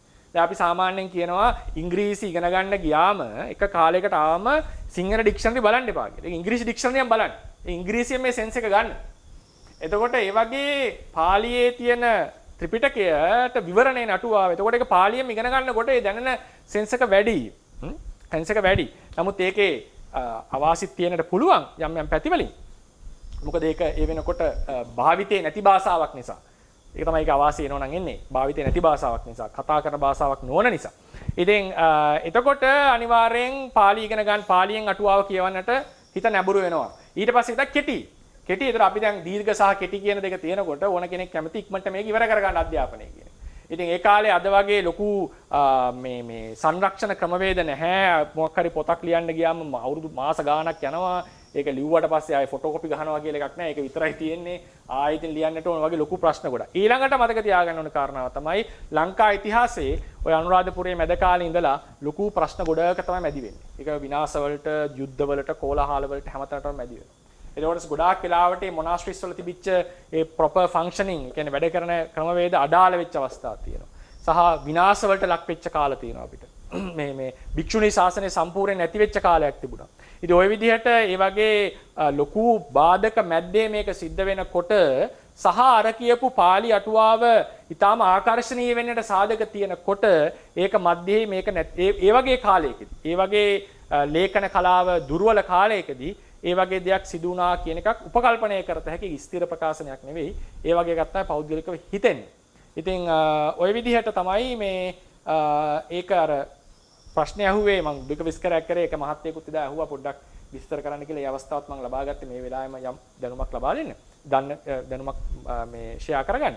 ඉතින් ලංකාවේ ලියුණාද කියන එක ඒ වගේ සුළුවෙන් උත්තර දෙන්න පුළුවන් එකක් නෙවෙයි. ඉතින් සාමාන්‍යයෙන් අපි කියන්නේ මම පෞද්ගලිකව කියන්නේ මහා විහාර සම්ප්‍රදාය කියලා කතා කරනවා. මහා විහාර සම්ප්‍රදාය යනු ලංකාව සහ දකුණු ඉන්දියාව. තුන්වෙනි සංගායනාවෙන් පාටලිපුත්‍රයේ පැවතිලා මිහිඳු සායනහාසේ අවන්තියට වැඩලා එතනින් අරන් ආපු ත්‍රිපිටකය සහ අටුවාව දිසා 9කට යනවා. නමුත් ඒක මහා විහාරයේ පදනම් කරගෙන දකුණු ඉන්දියාවට ගිහ සමහර කෙනා දකුණු ඉන්දියාවට ඇවිල්ලා මෙතනට ආවා කියලා. අපේ සම්ප්‍රදායික මතය තමයි දකුණු ඉන්දියාවෙන් ලංකාවට ඇවිල්ලා ස්ථාවරලා එතනින් දකුණු ඉන්දියාවට යන්න ඇති කියන එක. ඉතින් කොහොම හරි මේ දකුණු ඉන්දියාවේ සහ ලංකාව කියන මේ කොටස් දෙකේ තමයි මහා විහාර සම්ප්‍රදාය පවතින්නේ. ඉන්දියාවෙන් බුදුදහම අතුගෑවිලා යනකොට කරුණු කාරණා කීපයක් උඩ ලංකාවේ ඒක ඉතිරි වෙනවා. ඊට පස්සේ ලංකාවෙන් මේ සම්ප්‍රදාය තියෙන අටුවා ටීකා සාහිත්‍ය සියල්ලම තමයි බුරුමෙට යන්නේ.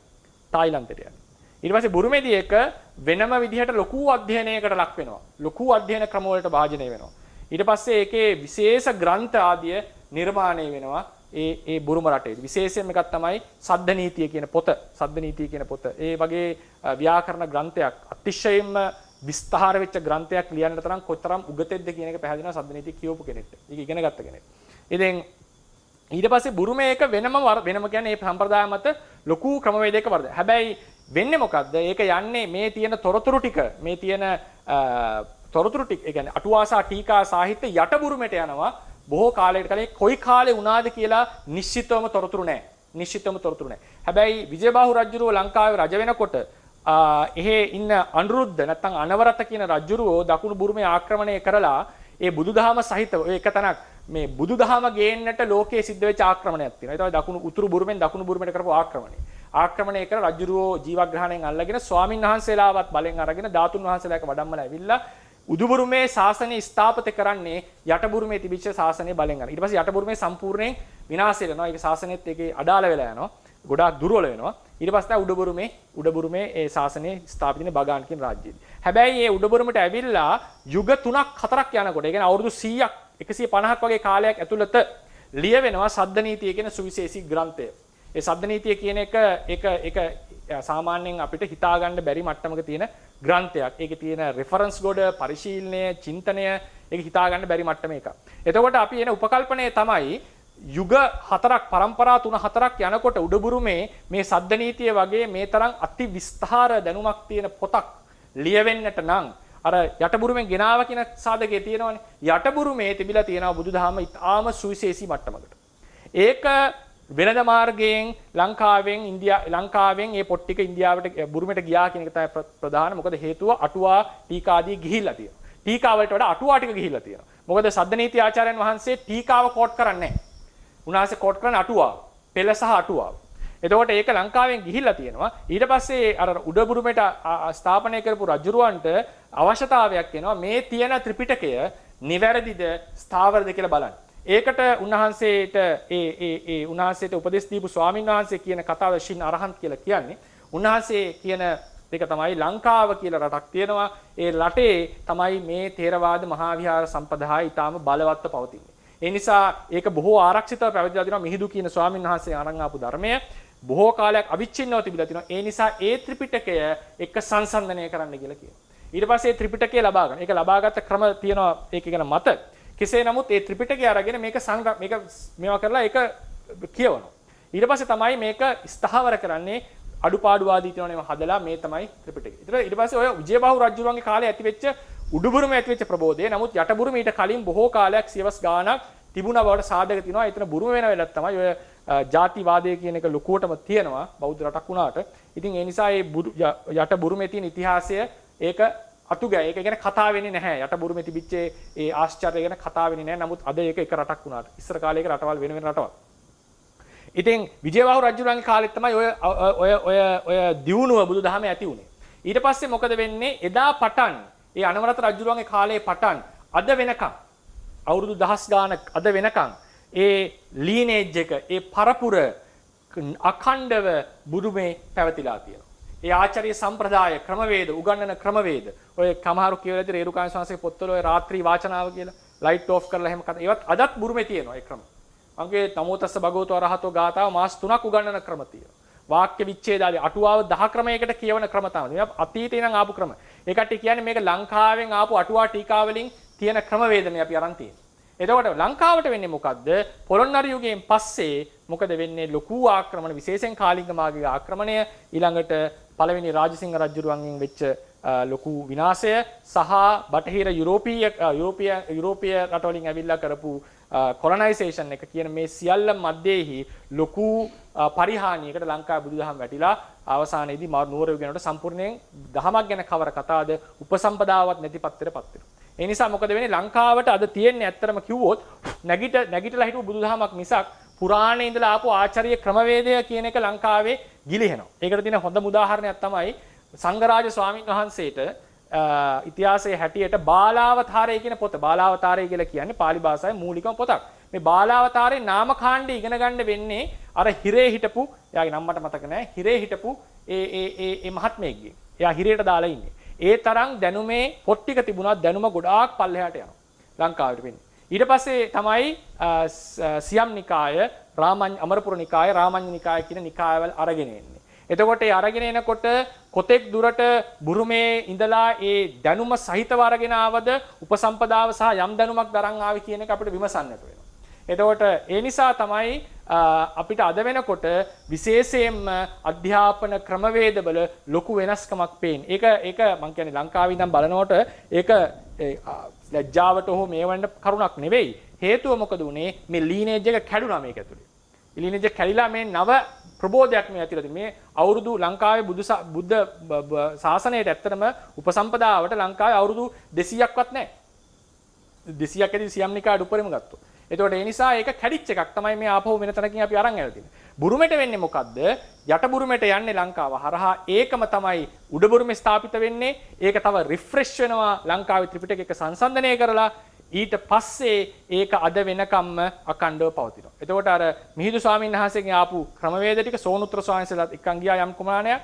මිහිඳු ස්වාමීන් ඇවිල්ලා ඒ අටුවා වලින් ආපු ක්‍රම ටික බුරුමෙට යනවා. ඒක අවිච්ඡින්නව පවතිනවා. ඒක අද වෙනකොටත් ඒ විදිහට ඒ ගොඩාක් ඒ මට්ටමේ සංරක්ෂණය වෙලා පවතිනවා. පොත්පත් බොහෝ ගාණක් ලියවිලා පවතිනවා. ඒ නිසා තමයි මේ වෙනස්කම තේරෙන්නට පටන් ගන්නෙ ක්‍රමවේදයල. ඒ නිසා මම ඒක අතිරේකව තව දැනුම් ටිකක් යොතු කරේ. මොකද මේකෙදි මම ගොඩාක් වෙලා බුරුම ගැන කතා කරනවා, ගොඩක් වෙලාවට අටුවා ටිකා ගැන කතා කරනවා. මේ අපි ඉන්න තැන මොකක්ද කියන එක තේරුම් ගන්න ඕන නිසා. ඉතින් ඔබතුමාගේ ප්‍රශ්නෙට උත්තරේ කෙටියෙන් කියන්න වෙන්නේ ඒක ලංකාවේ ලියුණා කියන පොදු වචනයෙන් මම කතා කරන්නේ නැහැ. ඔය වගේ ඉතිහාසමය තොරතුරක් දන්න නිසා.